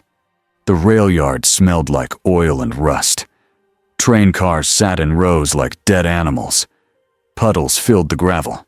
The wind pushed rain through broken windows. Dean moved first, low and careful, scanning corners. Sam stayed close, eyes searching. Stephen walked between them with a stillness that did not match the place. Stephen's cloak was hidden under the cheap jacket now. The jacket was soaked. He looked almost normal, if you ignored the way he stood like he owned his balance. Dean muttered, "If you do any glowing circles, keep it small." Stephen didn't look at him. "If I do it big, it will be for a reason." Dean grunted. "Great." They reached the center of the yard. A single light flickered above an old office building. The door was open. Crowley stood inside like he was waiting for friends. He wore a neat coat. He held a glass. He looked dry, which made Dean furious on principle. Crowley smiled. "Boys?" His eyes slid to Stephen, and Stephen strange. Stephen's voice stayed calm. "Where is Jody?" Crowley clucked his tongue. "Straight to the point. You really are a doctor." Dean snapped, "Stop talking and show her."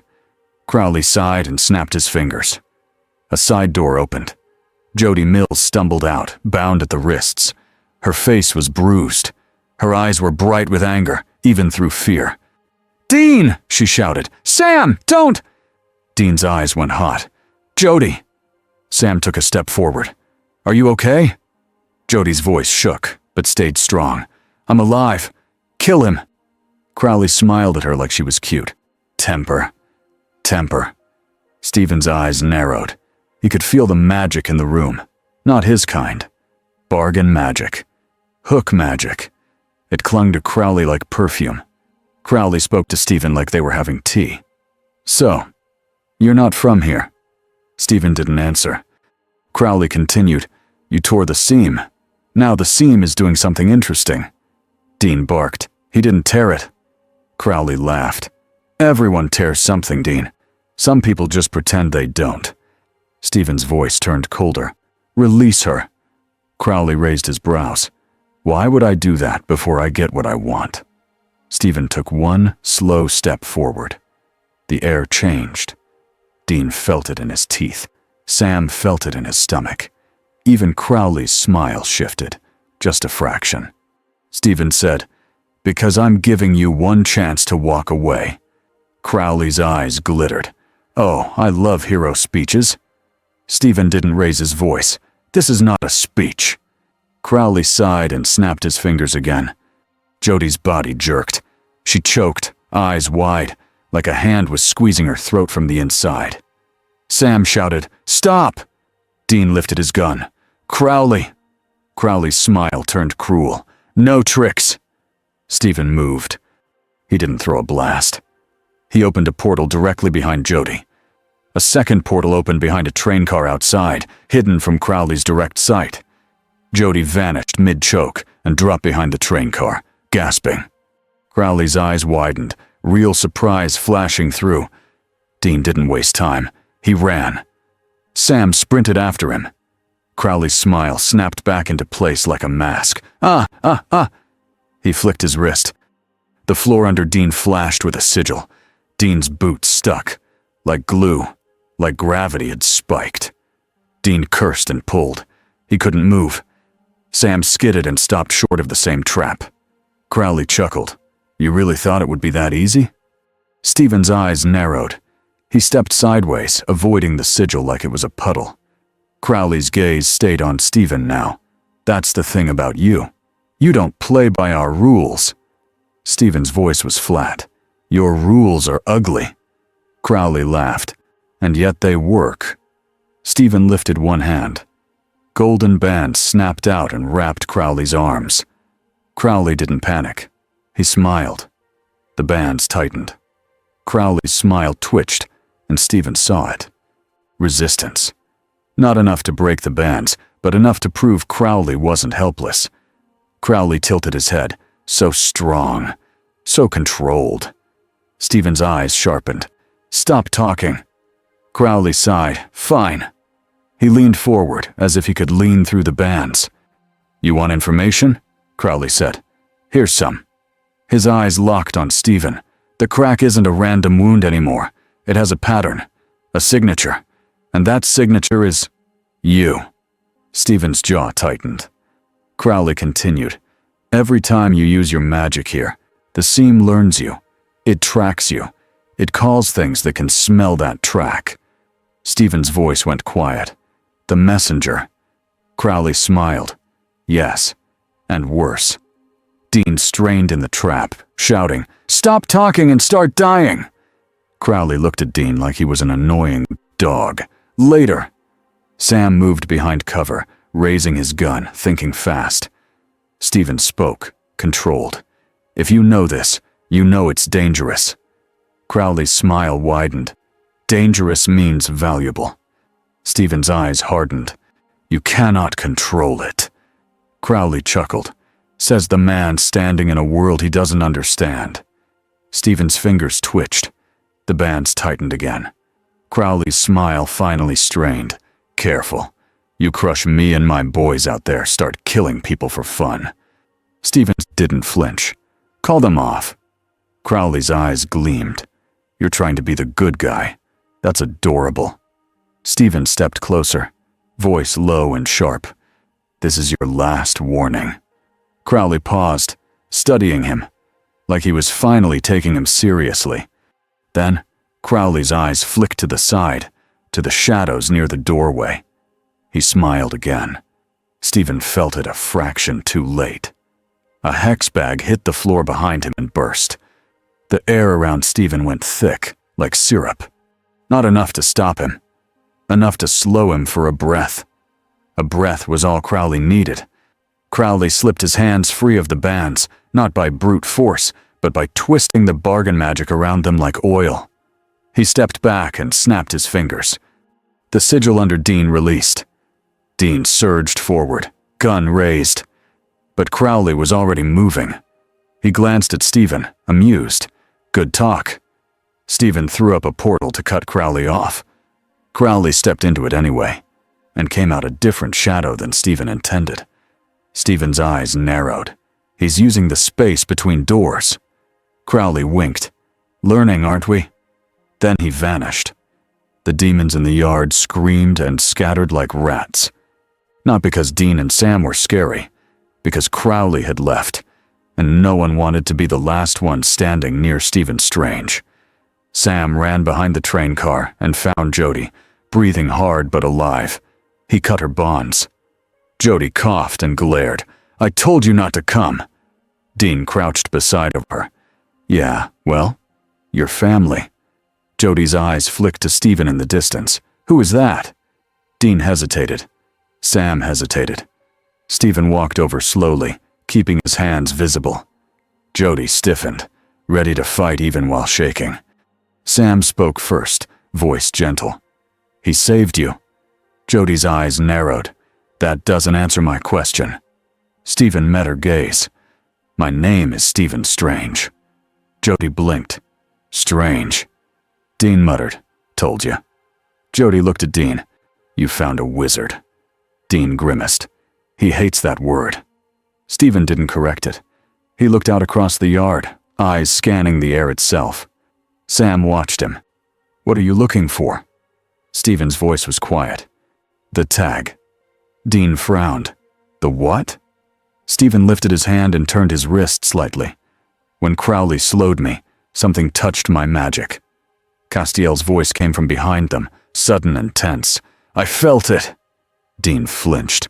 "CAs, you were supposed to stay hidden." Castiel didn't care. His eyes were fixed on Stephen's hands. "There's a mark." Stephen's jaw tightened. He wanted a sample. Sam's stomach sank. "So now Crowley can track you?" Stephen nodded once. "Or sell the track." Dean stood, furious. "We should have killed him." Stephen didn't argue. He simply said, "Now we move faster." Jody looked between them, confused and scared. "Move faster toward what?" Sam swallowed. "Toward shutting the crack down." Jody's eyes widened. "You mean that thing is still open?" Stephen's voice stayed calm, but his eyes carried weight. "It is sealed then, not closed, and something is pushing." Castiel spoke, low. "An archangel was named." Dean's face went tight. "Yeah." Jody's breath caught. "That's bad." Dean gave her a look. "That's one word for it." Stephen stared out into the rain and felt that pressure again. Not Crowley, not demons. Something more patient. Something that watched choices like they were a show. He turned back to Dean and Sam. "We can't just fight this," Stephen said. "We need a foundation. A stable point in your world's language." Sam nodded slowly. "An anchor." Stephen nodded. "Yes." Dean's voice was rough. "And where do we get it?" Stephen's eyes flicked to the men of letters knowledge stacked in Sam's arms. "From your past. From the deepest wards you have." Sam's mind raced. "There are outposts. Old archives. Some are sealed." Dean groaned. "Of course they are." Castiel's face was tense. "If the crack connects to another Earth..." Stephen cut in. "It does." Castiel swallowed. "Then what comes through won't always be demons." Stephen's eyes hardened. "I know." Jody looked at Stephen like she was seeing him for the first time. "You've done this before." Stephen didn't deny it. "Yes." Dean stared at him. "You said you protect reality." Stephen met Dean's eyes. "That's my job." Dean's voice dropped. "Then do your job." Stephen held that gaze, then nodded once.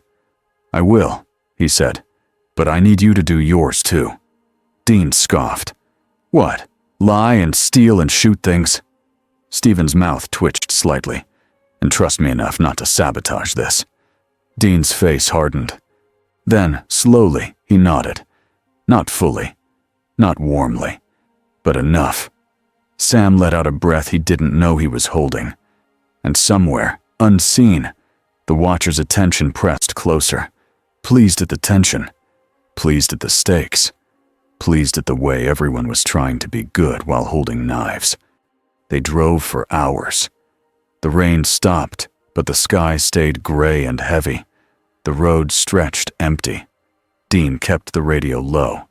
Sam sat with a map and a Men of Letters journal, flipping pages like he was trying to read the past fast enough to beat the future. Stephen sat in the passenger seat again, watching the world outside like he was watching a patient with a fever.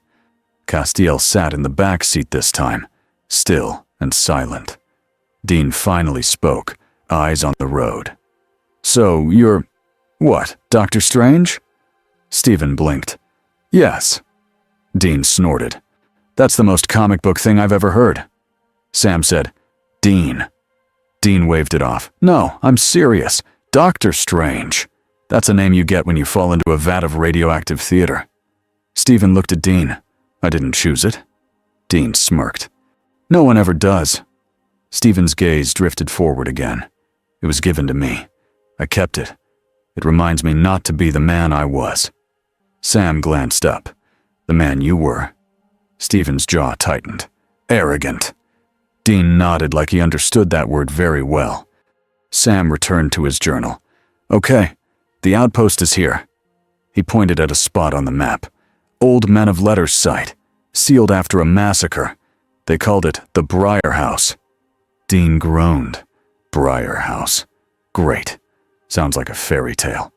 Stephen said, "Fairy tales are warnings." Dean glanced at him.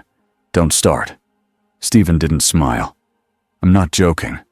They left the highway and took smaller roads. Trees closed in again. The air got colder, even without rain. Sam's voice lowered. "Wards should still be active." Dean muttered, "Or everything inside is dead and angry." Stephen's eyes narrowed slightly. Both can be true. They reached an old estate hidden behind overgrown hedges. The building looked abandoned from the outside. Windows dark, roof sagging in places, ivy crawling up stone. But Stephen felt it. A barrier. Not his kind. A layered grid of symbols and intent. Sam stepped out and breathed in. "Yep, that's Wards." Dean pulled a shotgun from the trunk. "Cool. So how do we get in without dying?" Sam held up the journal. "There's a phrase, a key sequence." Dean stared at him. "Why do Men of Letters do everything like a puzzle?" Sam shrugged. "Because they were dramatic." Dean muttered. "So were we." Stephen walked closer to the front door. He kept his hands down. He didn't want to insult the ward by forcing it open. He studied the doorway. Symbols carved into the frame. Old, precise, human-made, but built with help from something beyond human. Castiel's voice was quiet. These wards were reinforced with angelic sigils. Dean frowned. "So, angels helped the Men of Letters?" Castiel nodded. "Sometimes." Dean muttered. "Of course, everybody lies." Sam read the phrase from the journal. He spoke it carefully. The air around the door shimmered. The lock clicked. Dean blinked. "Well, that was easy." Stephen's eyes stayed sharp. "Easy is suspicious." Dean looked at him.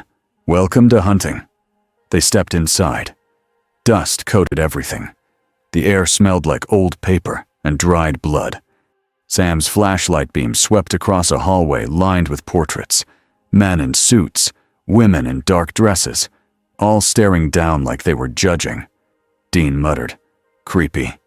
Stephen felt the house like he felt the church crack, but different. This wasn't a wound. This was a sealed vault, a place that had been hurt and then bandaged.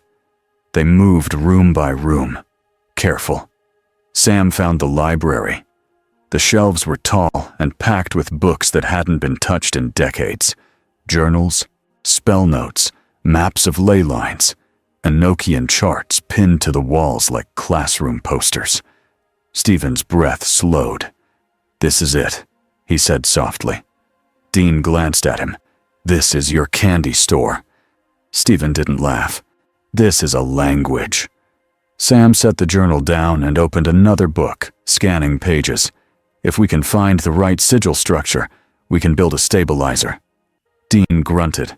"In English, nerd." Sam pointed. "A permanent anchor ward, something that supports the bunker's reality barrier." Stephen nodded.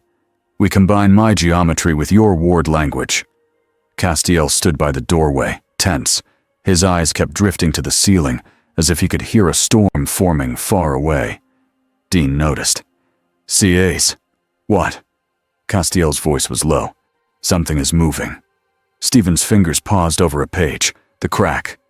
Castiel nodded. Yes, it's pulling. Sam's throat tightened. Pulling what? Castiel stared at the air like it was a screen only he could see. A world close to this one. Stephen's jaw set. The damaged Earth. Dean muttered, of course. Stephen stepped back from the table. We don't have time to read everything. Sam looked up, panicked. We need the exact structure. Stephen met Sam's eyes. Then we take the core pieces and we leave. Now.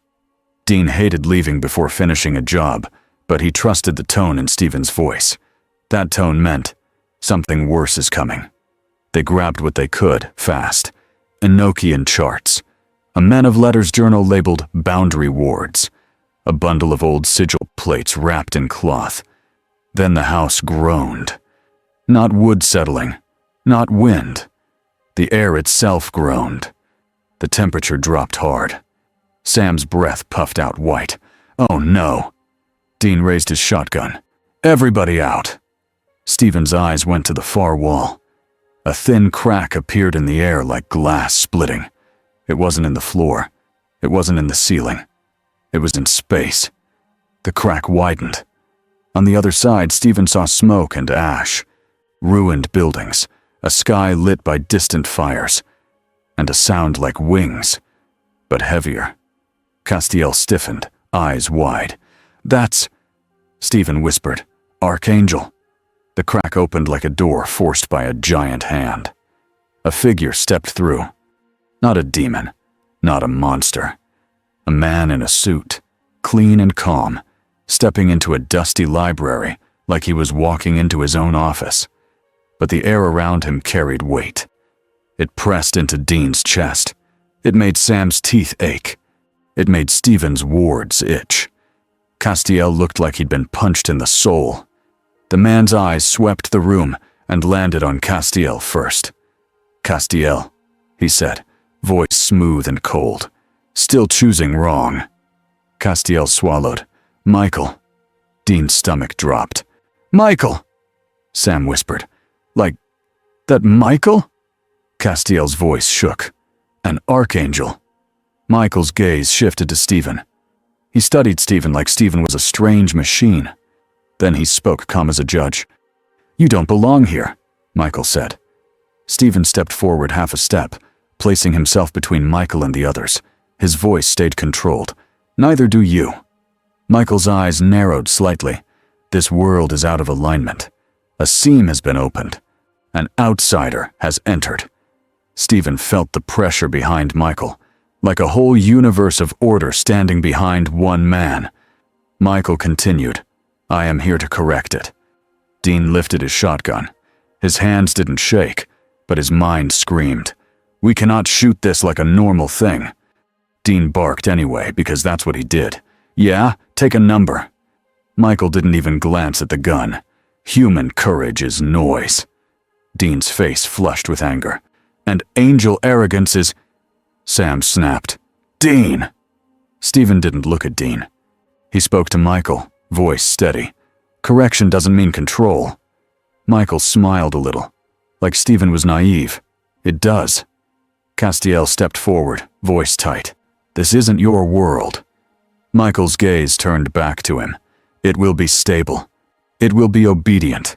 It will be saved from itself. Stephen's jaw tightened.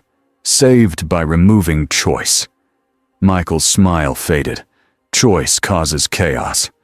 Dean muttered, I hate his face. Stephen raised his hand slowly, palms open. Orange light formed, clean and bright. Not a blast. A shield. A warning. Michael watched it like it was a new language. Interesting, Michael said. Then Michael moved. Not fast like a demon. Fast like a decision. A wave of force slammed into Stephen's shield. The shield held. Stephen's boots slid back on dust-covered floor. The books on the shelves shook. Pages fluttered. Sam grabbed the journal bundle and backed toward the door. Dean! Dean didn't move yet. He stared like he couldn't believe the world had brought this into a library. Stephen pushed back with layered shields, stacking them like plates. He didn't try to kill Michael. He tried to contain him. Michael laughed once. It wasn't happy. It was impressed. "You're skilled," Michael said, "but you are human." Stephen's eyes hardened. "And you're used to people kneeling." Michael stepped forward again, and the air around him flashed with white-blue light. Stephen opened a portal under Michael's feet. Michael didn't fall. He stood on the edge of the portal like gravity was optional. Stephen's eyes widened slightly. He adjusted fast, opening the portal sideways instead, trying to redirect Michael into empty space outside. Michael lifted one hand. The portal collapsed like paper crushed in a fist. Dean swore. "That's cheating!" Michael didn't look at him. "I don't cheat. I command." Castiel raised his hand and pushed his grace into the air, trying to reinforce Stephen's shield the way he did in the church. Michael's gaze snapped to Castiel. The pressure hit. Castiel flew backward into a shelf. Wood cracked. Books rained down. Sam shouted, "CAs!" Dean moved then, rushing toward Castiel. Stephen's focus sharpened. He did not let fear make him sloppy. He opened 3 portals at once, not to trap Michael, but to change the room. One portal dumped heavy filing cabinets in Michael's path. Michael walked through them like they weren't there, bending metal with invisible force. Another portal opened behind Michael, leading to the outside courtyard. Stephen tried to shove Michael through it with a binding spell. Golden bands snapped around Michael's torso. For a single second, Michael slowed. Stephen felt the bands strain like ropes around a moving truck. Michael looked down at them, almost bored. Then he flexed. The bands shattered into sparks. Stephen's eyes narrowed. "Okay," Dean shouted from the doorway, dragging Castiel upright. "We need to go, now!" Sam was already at the door, eyes wide, breathing fast. "Stephen!" Stephen didn't retreat yet. He was measuring, learning.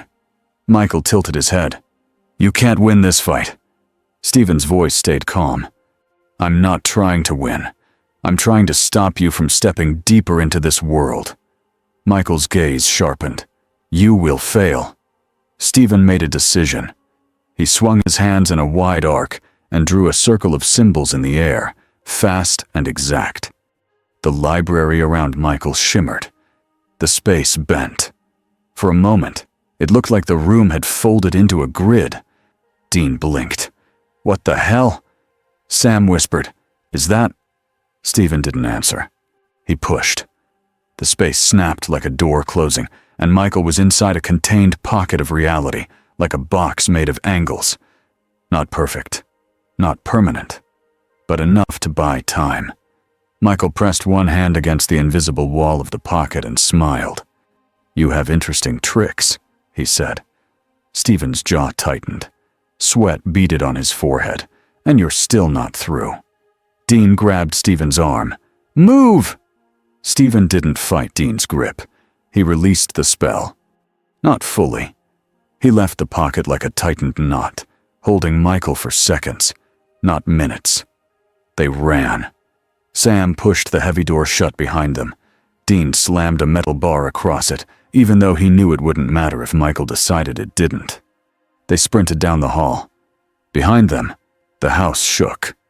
The door to the library exploded outward, not with fire, but with pressure. Michael stepped into the hallway like nothing had happened. His suit was still clean. His eyes were still calm. Dean skidded to a stop at the staircase. He turned, gun raised, useless and stubborn. Michael looked at him. "You are always in the way." Dean snarled. "It's my best quality." Stephen stepped beside Dean, breathing hard but steadying. He didn't look at Michael's suit. He looked at Michael's posture, his focus, his goal. Michael's gaze returned to Stephen. "Come with me." Dean barked a laugh. "Nope." Michael ignored Dean. "You are a stabilizing force. You can be used to repair what is broken. Under supervision." Stephen's eyes hardened.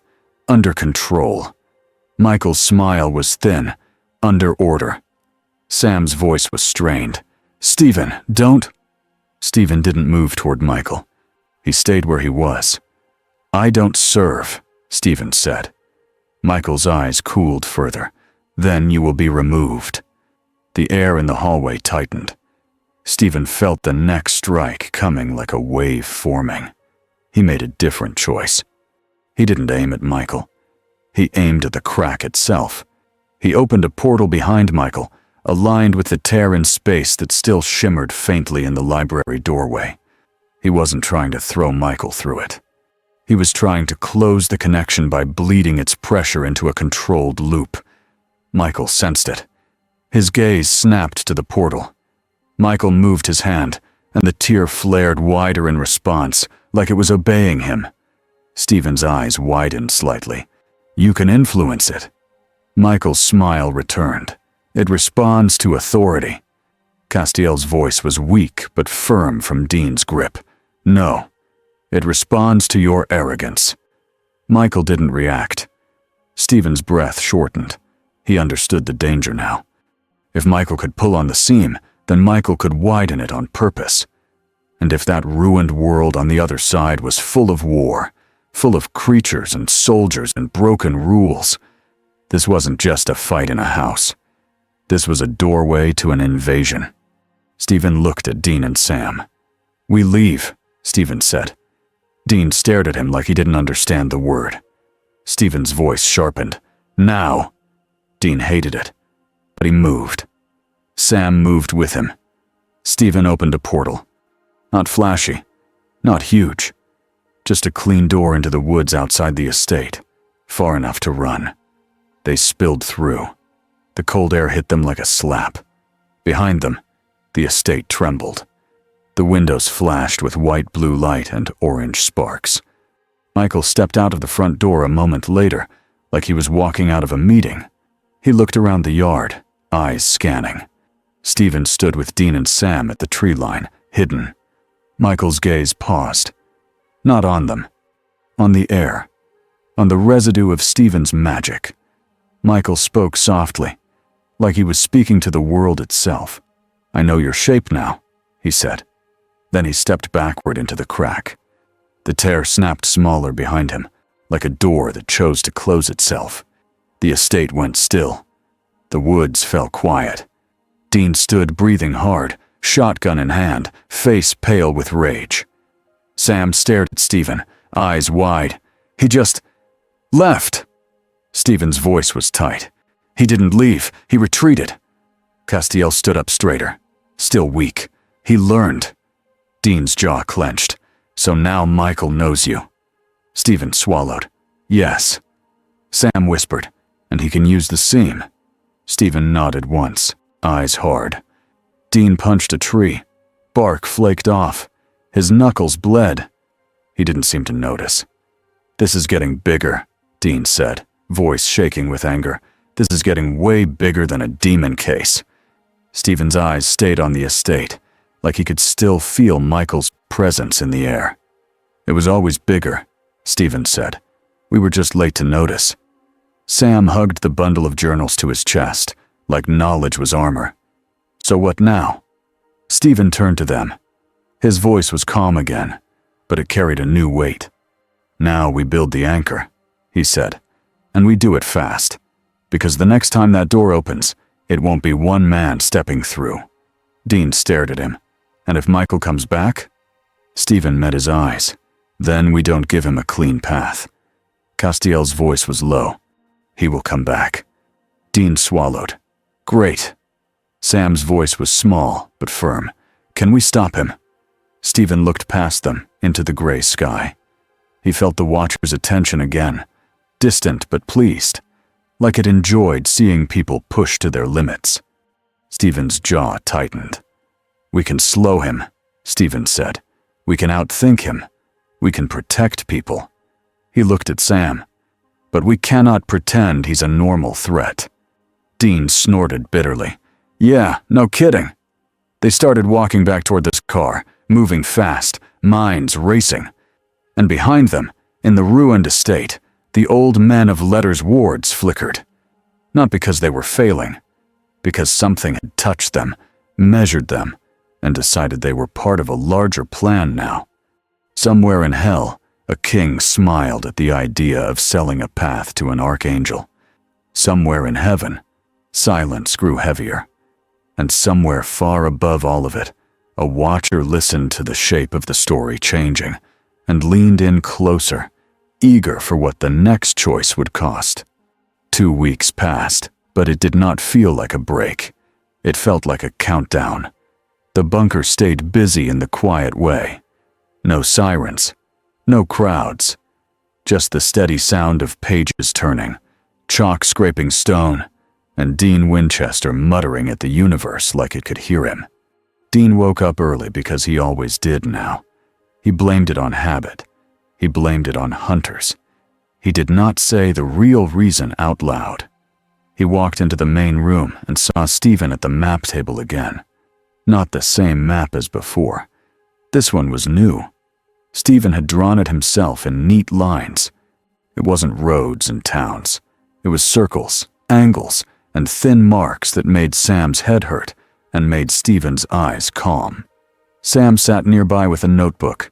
He looked tired, but excited in the way he got when he was learning something dangerous. Castiel stood against the wall. He stared at nothing, as if the air had secrets he was trying to hear. Dean held up a mug. "Tell me you didn't use the good coffee." Stephen didn't look up. "I don't know which one is good." Dean pointed at the cabinet, "The one I hide." Stephen finally glanced over. His face stayed straight. "You hide coffee." Dean's mouth twisted. "Yes, I live with a monster." Sam sighed without looking up. "Dean."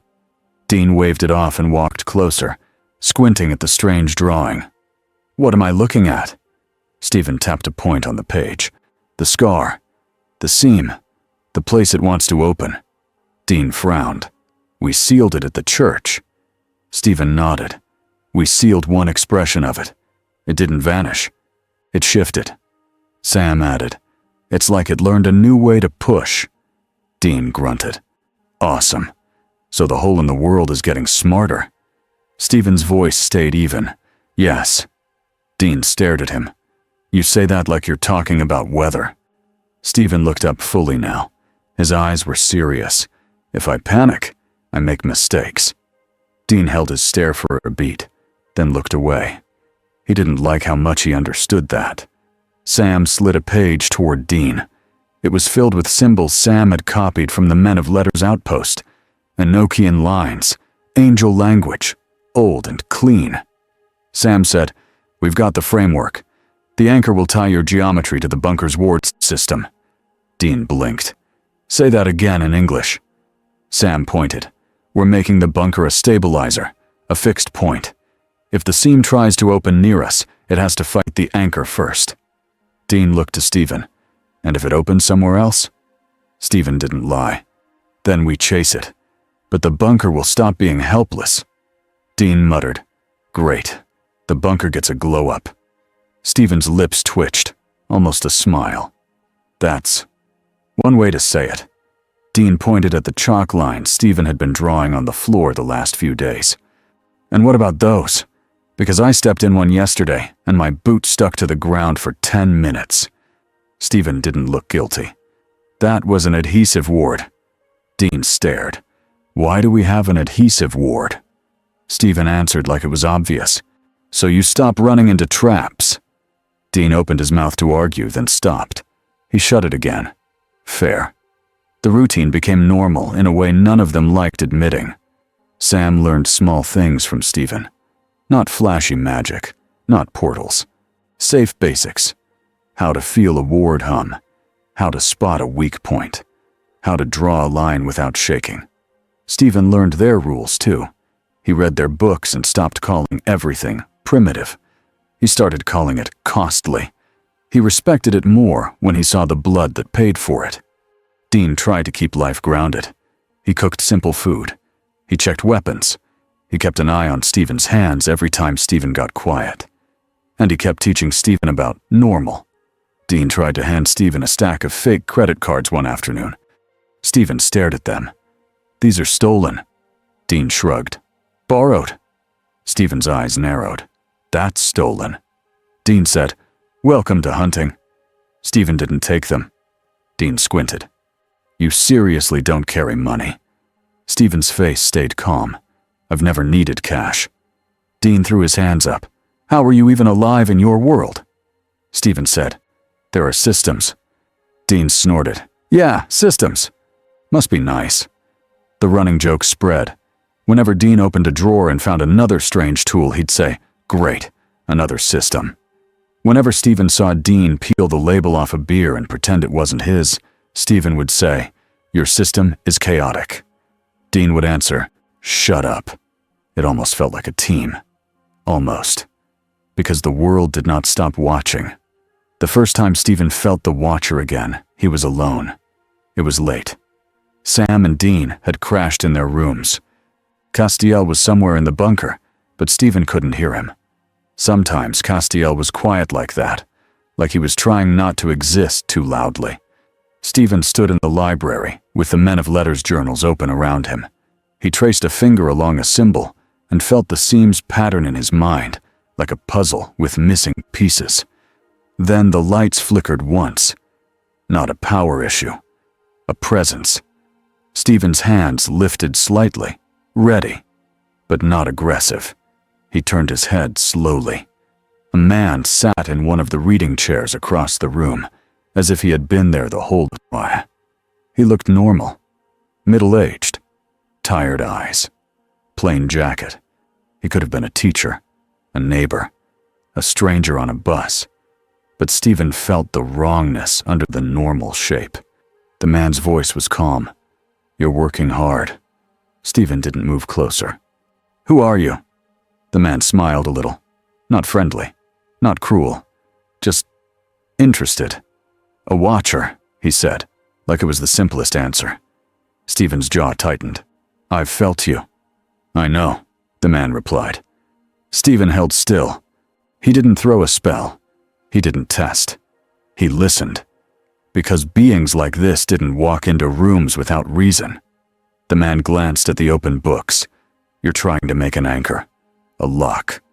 Stephen's voice stayed flat. "Yes." The man leaned forward slightly. "If you succeed, you'll change this world." Stephen didn't deny it. "This world is already changing." The man's eyes flicked toward the bunker ceiling, like he could see the seam through stone. "It's not just angels and demons anymore. You added a new note to the song." Stephen's fingers flexed. He kept his voice simple. "Why are you here?" The man's gaze returned to him. "To offer you an easier path." Stephen's chest tightened. "No." The man raised his brows. "You haven't heard it yet." Stephen didn't blink. "I know how offers work."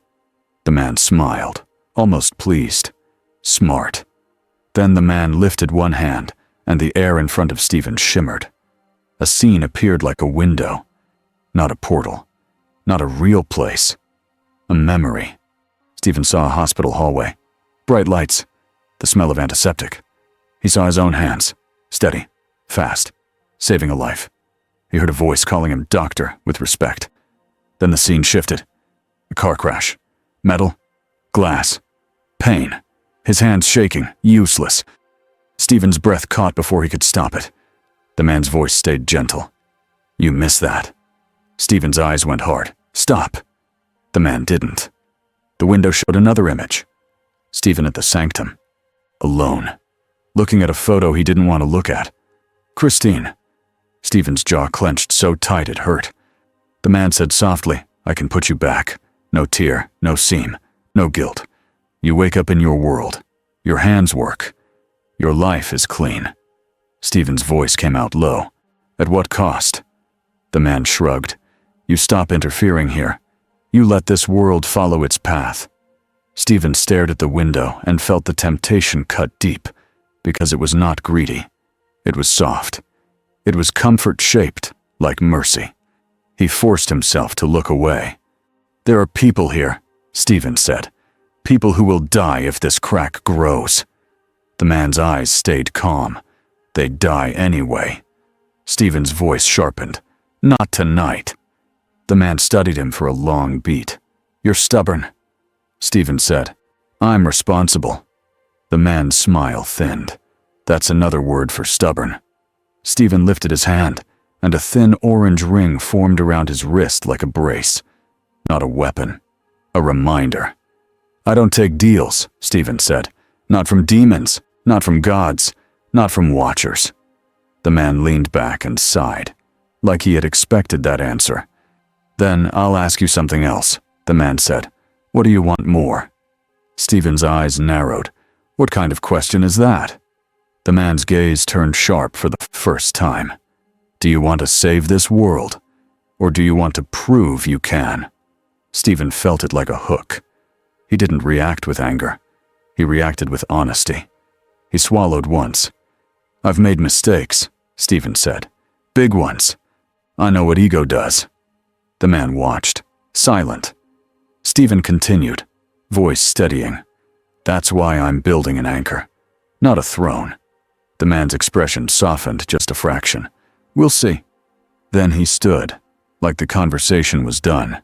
As he walked toward the dark end of the library, he paused and looked back once. Someone else is coming, he said. Stephen's eyes tightened. Michael. The man nodded. Michael. And he won't offer comfort. Then the man vanished, and the lights stopped flickering, and the bunker returned to being stone and books and tired people trying to do the right thing. Stephen stood still for a long time after.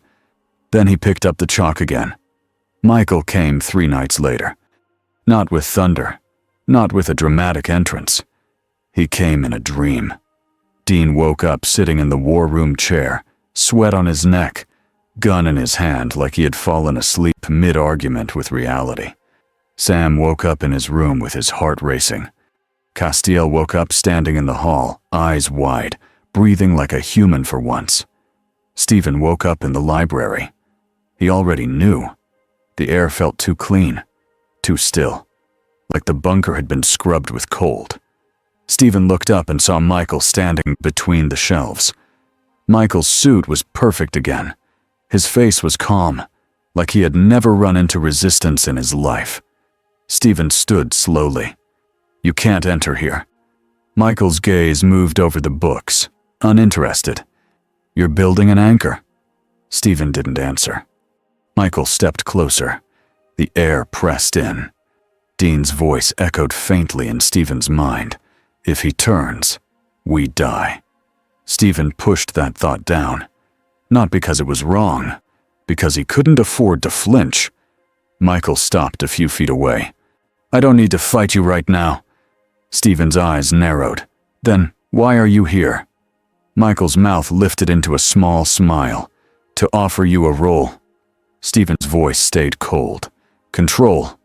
Michael nodded. Order. Stephen almost laughed, but it wasn't funny. You want me to help you cage this world. Michael's eyes didn't blink. I want you to help me fix it. Stephen pointed slightly, not accusing, just stating. Fix it by removing free will. Michael's smile faded. Free will is unstable. Stephen's jaw tightened. People aren't machines. Michael's gaze sharpened. People are weak.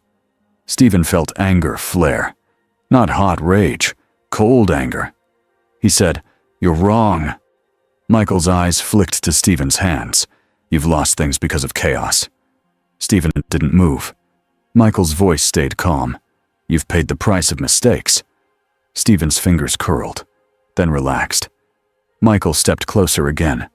Join me. We close the seam. We seal every door. We end hell's games. We end heaven's silence. No more monsters in the dark. Stephen's breath caught for half a second. It was a good speech. Not because it was kind, because it was clean. And clean was tempting when you lived around blood. Stephen looked at Michael and said, simple and clear, You don't want peace. You want obedience. Michael's eyes hardened. Obedience creates peace. Stephen shook his head once. It creates prisons. Michael's voice turned colder. You are a human who learned tricks. Stephen's eyes narrowed. And you are a god who forgot what people are for. For the first time, Michael looked truly displeased. The pressure in the room spiked. Books rattled on shelves. Stephen's hands lifted, ready to shield. Michael held up one hand. The pressure eased again, as if he chose to show restraint. "You will regret refusing," Michael said. Stephen answered without raising his voice. "Maybe, but I won't regret becoming you." Michael stared at him for a long beat. Then Michael's gaze shifted, as if he was looking past Stephen, into the bunker's bones. "You're not the only one making plans," Michael said. And in that moment, Stephen understood. The seam, the tag Crowley stole, the way the tear responded to authority. Michael wasn't just watching Stephen. Michael was studying how to use Stephen as a key. Michael vanished. Stephen stood alone again, chest tight, mind racing. He heard footsteps fast in the hall. Dean burst into the library with a gun. Sam followed with a knife and a book. Castiel appeared behind them, face tense. Dean pointed the gun at the empty space where Michael had stood. "Tell me that was just a nightmare." Stephen's voice was quiet. "It wasn't." Sam swallowed. "He offered you something." Stephen nodded. "Order." Dean's jaw clenched. "And?" Stephen met his eyes. "I said no." Dean's shoulders dropped a fraction. Not relief, not trust. Just a tiny release of tension. Dean muttered, "Good." Then he looked angry again, because anger was safer. "So what now?" Stephen's eyes hardened. "Now we finish the anchor before Crowley tries something stupid." Sam's face tightened. "Crowley already tried." Castiel's voice was low. "He will try again. He doesn't know when to stop." Dean pointed at the map table. "Then we stop him." Stephen nodded once. "Tonight." Crowley chose a place that looked harmless. A county fair at the edge of a small town. Lights, rides, music. Families eating fried food and laughing like monsters weren't real. Dean hated it instantly. "I hate this." Sam scanned the crowd. "Because it's loud?" Dean glared. "Because it's full of civilians who don't know they're standing next to a trap." Stephen stood behind them, wearing the same cheap jacket and flannel. He looked almost normal in the crowd. Almost. But the air around him felt tight. Not because of his power, because of the seam. He could feel it under the ground, threaded through the fair like a hidden wire. "This is the place," Stephen said quietly. Castiel's face was pale. "I can feel Hell's hand here." Sam's voice went tense. "Crowley's opening something." Dean spit out, "Of course he is." They moved through the fair like they belonged there. Dean tried to act normal for about 10 seconds. Then he saw a clown balloon and looked personally offended. Sam kept his focus. He watched faces. He watched exits. He watched for anyone too calm. Stephen watched the air. He saw it near the old maintenance building behind the rides. A subtle shimmer. A circle of power hidden under painted wood and cheap lights. Someone had drawn a sigil on the ground beneath the building. Not a hunter's trap. Not a Men of Letters ward. A demon summoning pattern using pieces of Stephen's tag, like fuel. Stephen's jaw tightened. "He's using me." Dean's voice went low. "Can you stop it?" Stephen nodded. "Yes." Sam asked, "Without blowing up a fair?" Stephen's eyes stayed sharp. "That's the challenge." They slipped behind the building. Inside, it smelled like grease and dust. Tools hung from walls. The floor had been cleared, scrubbed, and painted over in places where someone had tried to hide fresh symbols. Crowley stood in the center with 2 demons and 1 human man kneeling on the ground, shaking. The human's eyes were wide with terror. His hands were bound. His mouth was taped. Dean's face went cold. "Crowley." Crowley turned and smiled, like he had been expecting them right on time. "Boys." His gaze slid to Stephen. "Doctor." Stephen didn't waste time. "Stop." Crowley clicked his tongue. "No." He spread his hands. The air in the room hummed. Behind Crowley, the wall shimmered. A crack was forming, thin as a hair at first, then wider. Not at the church. Not at the estate. Here, in the middle of a fair full of people. Sam's breath hitched. "Oh no!" Dean raised his gun. "Crowley, I swear!" Crowley's smile widened. "Relax. I'm not opening it all the way." Stephen's eyes narrowed. "Yes, you are. You just want to pretend you're in control." Crowley laughed. "I love when you talk down to me." The crack widened again. Cold air poured out. The lights in the building flickered. Castiel stepped forward, eyes burning. "This is foolish." Crowley shrugged. "It's business." Dean snapped. "Let the guy go." Crowley sighed. "Oh, Dean, you humans always get stuck on the small things." Stephen's voice turned sharp. "The small things are the point." Crowley looked at him, amused. "Is that your heroic speech?" Stephen moved. He opened a portal under the human man and dropped him gently behind Dean and Sam. Safe. Dean ripped the tape off the man's mouth. "Run!" he barked. "Now!" The man stumbled out, sobbing, and Dean shoved him toward the exit. Crowley's smile vanished for a second. "Rude." He flicked his wrist. The crack surged wider, like it had been waiting for a signal. The room shook. A sound came through the opening. Not demon laughter. Not angel thunder. A low, steady hum, like heavy wings far away. Castiel's face tightened. "Michael." Stephen's blood went cold. Dean whispered, "You opened a door for him." Crowley smiled again, small and smug, not just for him. The crack bulged outward.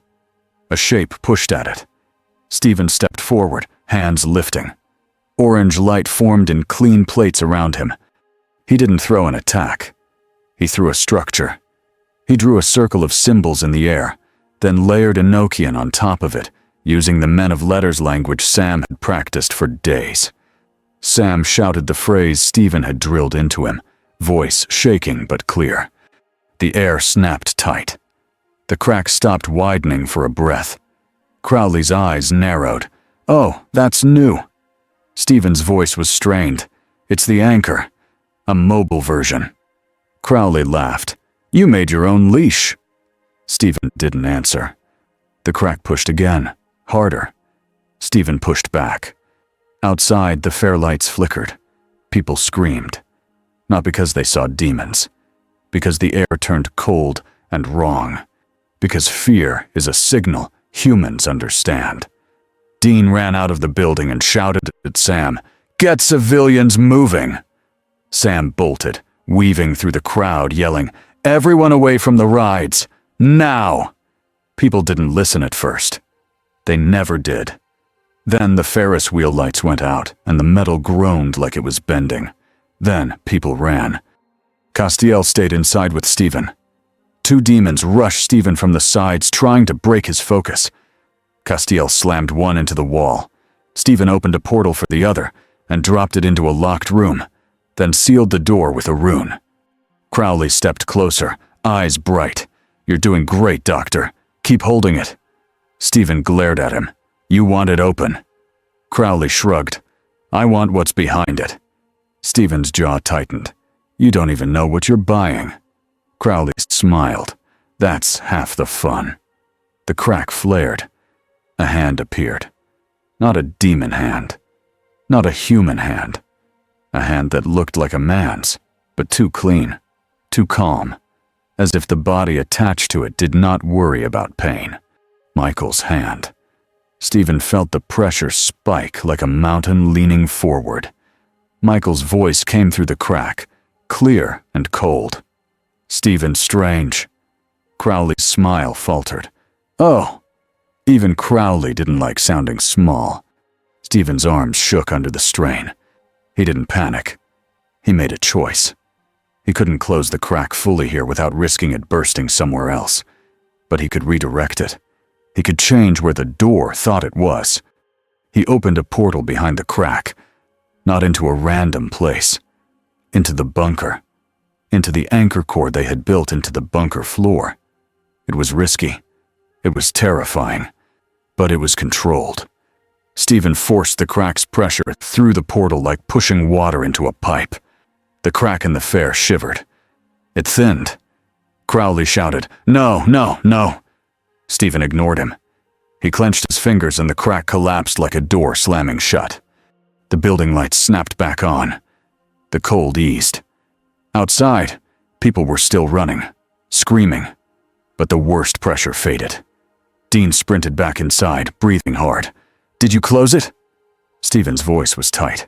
"I moved it." Crowley's eyes were wide with rage now. "You moved my investment." Dean lifted his gun and smiled. "Mean.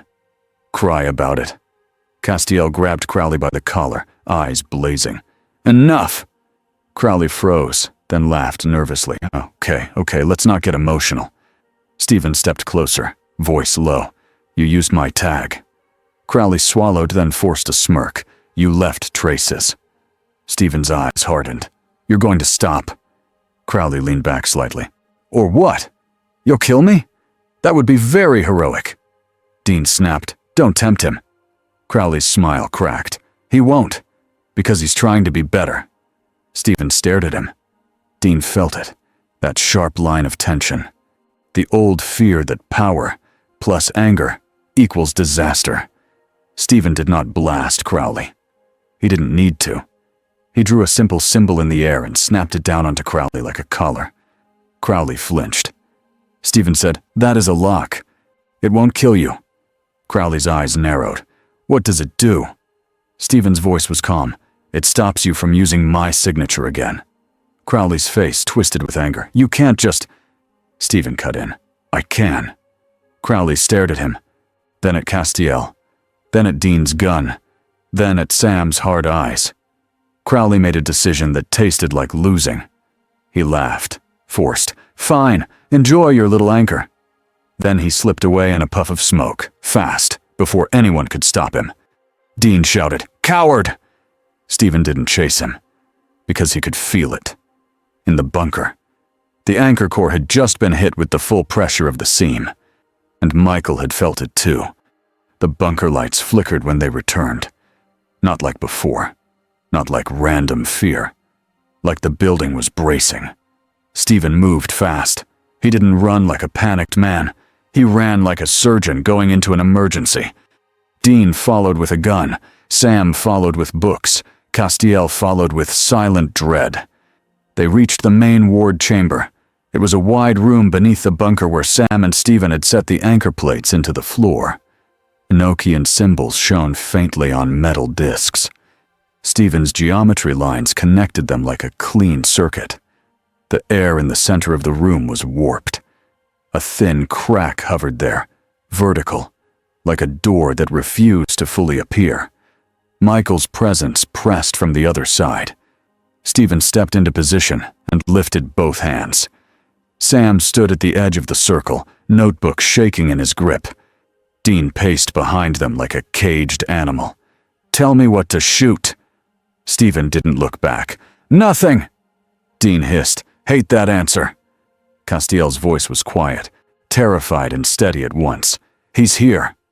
The crack widened a fraction. Michael's voice came through, calm as ever. "You brought the seam to your home." Stephen's jaw tightened. "I didn't. Crowley did." Michael's tone didn't change. "You allowed it." Dean barked. "Oh, shut up." Michael ignored him. "You are building a lock. You think you can deny authority." Stephen's voice was steady. "I'm denying control." Michael's hand pressed against the crack from the other side. The crack pushed wider. The metal plates on the floor hummed. Stephen felt the anchor try to hold. He also felt the seam test it, like teeth on a chain. Stephen spoke fast, simple. "Sam." Phrase 2. Sam swallowed and recited the Enochian line, voice trembling but clear. The symbols on the plates brightened. The crack slowed. Dean stared, wide-eyed. "Holy!" Castiel lifted his hand and poured grace into the plates, reinforcing them like a battery. The crack shuddered. Michael's voice turned sharper. "You rely on broken angels." Castiel's face tightened. "I rely on choice." Michael pushed again. The crack widened enough for Michael's face to appear, like a cold portrait in a door. Dean's breath caught. He aimed his gun anyway, because that was what he knew. Stephen felt the pressure threaten to overload the anchor. If it snapped, the seam would blow open right here, and the bunker would become a hallway between worlds. Stephen made the hardest choice of the night. He did not try to overpower Michael directly. He changed the rules of the door. He took the anchor's geometry and turned it into a lock that didn't close the seam. It defined it. It told reality. If this door opens, it opens here, under these conditions, with these limits. A locked door, not a sealed wall. Stephen's hands moved fast, precise. Symbols rose into the air like a cage made of light. Sam's voice shook. "Stephen!" Stephen said, "Keep reading." Sam did. Castiel's grace flared again. Dean stood behind them, watching, furious at being useless, then forcing himself to be useful anyway by staying ready for the human things. Any demon slipping in, any trap, any sudden attack. Michael's eyes narrowed inside the crack. "You think you can write rules over heaven?" Stephen's voice was strained. "I'm writing rules over a wound." Michael smiled, small and cold. "You are bold." Stephen didn't deny it. "I'm responsible." For a moment, the door resisted. Michael pushed. The anchor held. The crack trembled, then stopped widening. Michael's face remained, but only barely, like he was standing behind a glass door that refused to open without the right key. Michael's voice dropped. "This isn't over." Stephen breathed hard. "I know." Michael's gaze slid past Stephen, as if he could see every hallway, every room, every tired human in this bunker.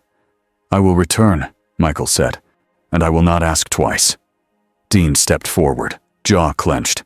"Take a number." Michael's eyes flicked to Dean at last. "You will break first." Dean's smile was ugly. "Maybe, but not today." Michael stared for one more long beat, then pulled back. The crack shrank to a thin line again. The light in the room eased. The pressure lifted. The anchor plates dimmed, but they did not go dark. They stayed ready, like a lock waiting for a hand to test it again. Stephen lowered his hand slowly, breathing like he had run miles. Sam collapsed onto a chair, shaking. We did it." Dean looked at Stephen, eyes wide, voice rough. "Did we?" Stephen swallowed. His face was pale. "We didn't kill the seam." Sam frowned. "What does that mean?" Stephen chose the simplest truth. "It's a door now, a locked one." Dean's mouth tightened. "So it can still open?" Stephen nodded. "But it has to open here, through this anchor, under rules." Castiel's voice was low. "You gave the world a boundary." Stephen looked at the plates and felt the cost.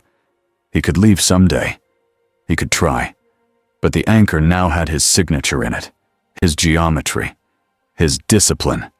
If he walked away, the lock might weaken. Dean saw the flicker in Stephen's face. Dean's voice went quieter, rare for him. "What's the catch?" Stephen didn't lie. "I may need to stay close." Sam's eyes softened. "To maintain it." Stephen nodded once. Dean looked away, as if the idea made him angry and relieved at the same time. "Great. So we're roommates." Stephen's mouth twitched. "You have a system." Dean groaned. "Don't start." And somewhere, deep in the bunker's silence, the watcher's attention brushed the edges of the world again, not like a hand, but like a gaze. Satisfied. Not finished.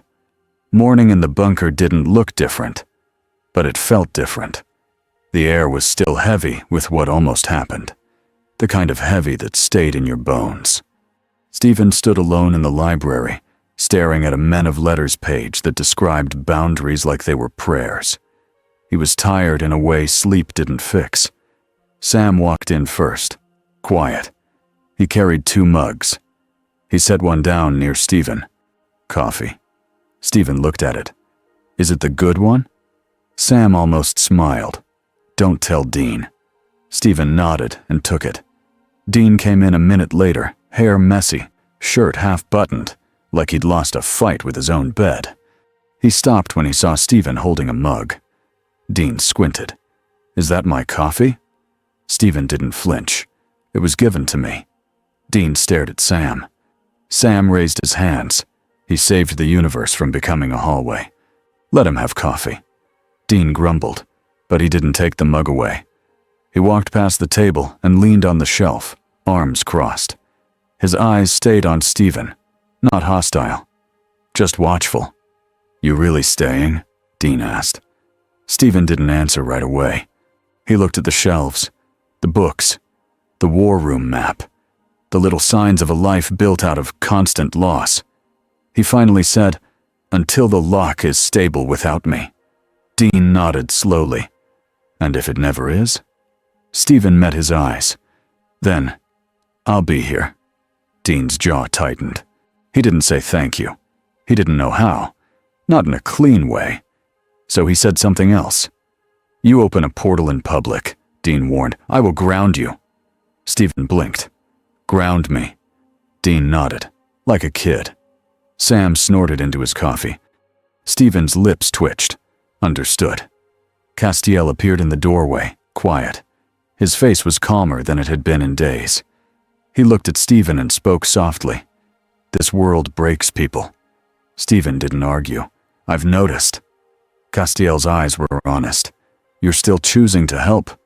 Stephen held that gaze and felt, for a moment, something like peace. Not comfort. Purpose. He nodded once. "Then we keep choosing." Dean pushed off the shelf and grabbed his jacket. "All right, enough feelings. We've got hunter phones buzzing again." Sam set his mug down. "About what?" Dean made a face. "Rumors. People asking about the wizard. People offering money." Stephen's eyes narrowed. "Crowley." Dean nodded. "Crowley." Sam exhaled. "So it doesn't stop." Stephen looked down at the pages again, then at the bunker hallway, then at the door that led up to a world full of normal people who didn't know how close they came to being erased. "No," Stephen said quietly. "It doesn't stop." Dean opened the door to the hall. "Good, because if it stopped, I'd start worrying." Stephen took one last sip of coffee and set the mug down carefully. He followed them out. Behind him, deep under the bunker, the anchor plate sat in the dark like in a sleeping lock. The seam was still there. Life in this universe continued. Just different now.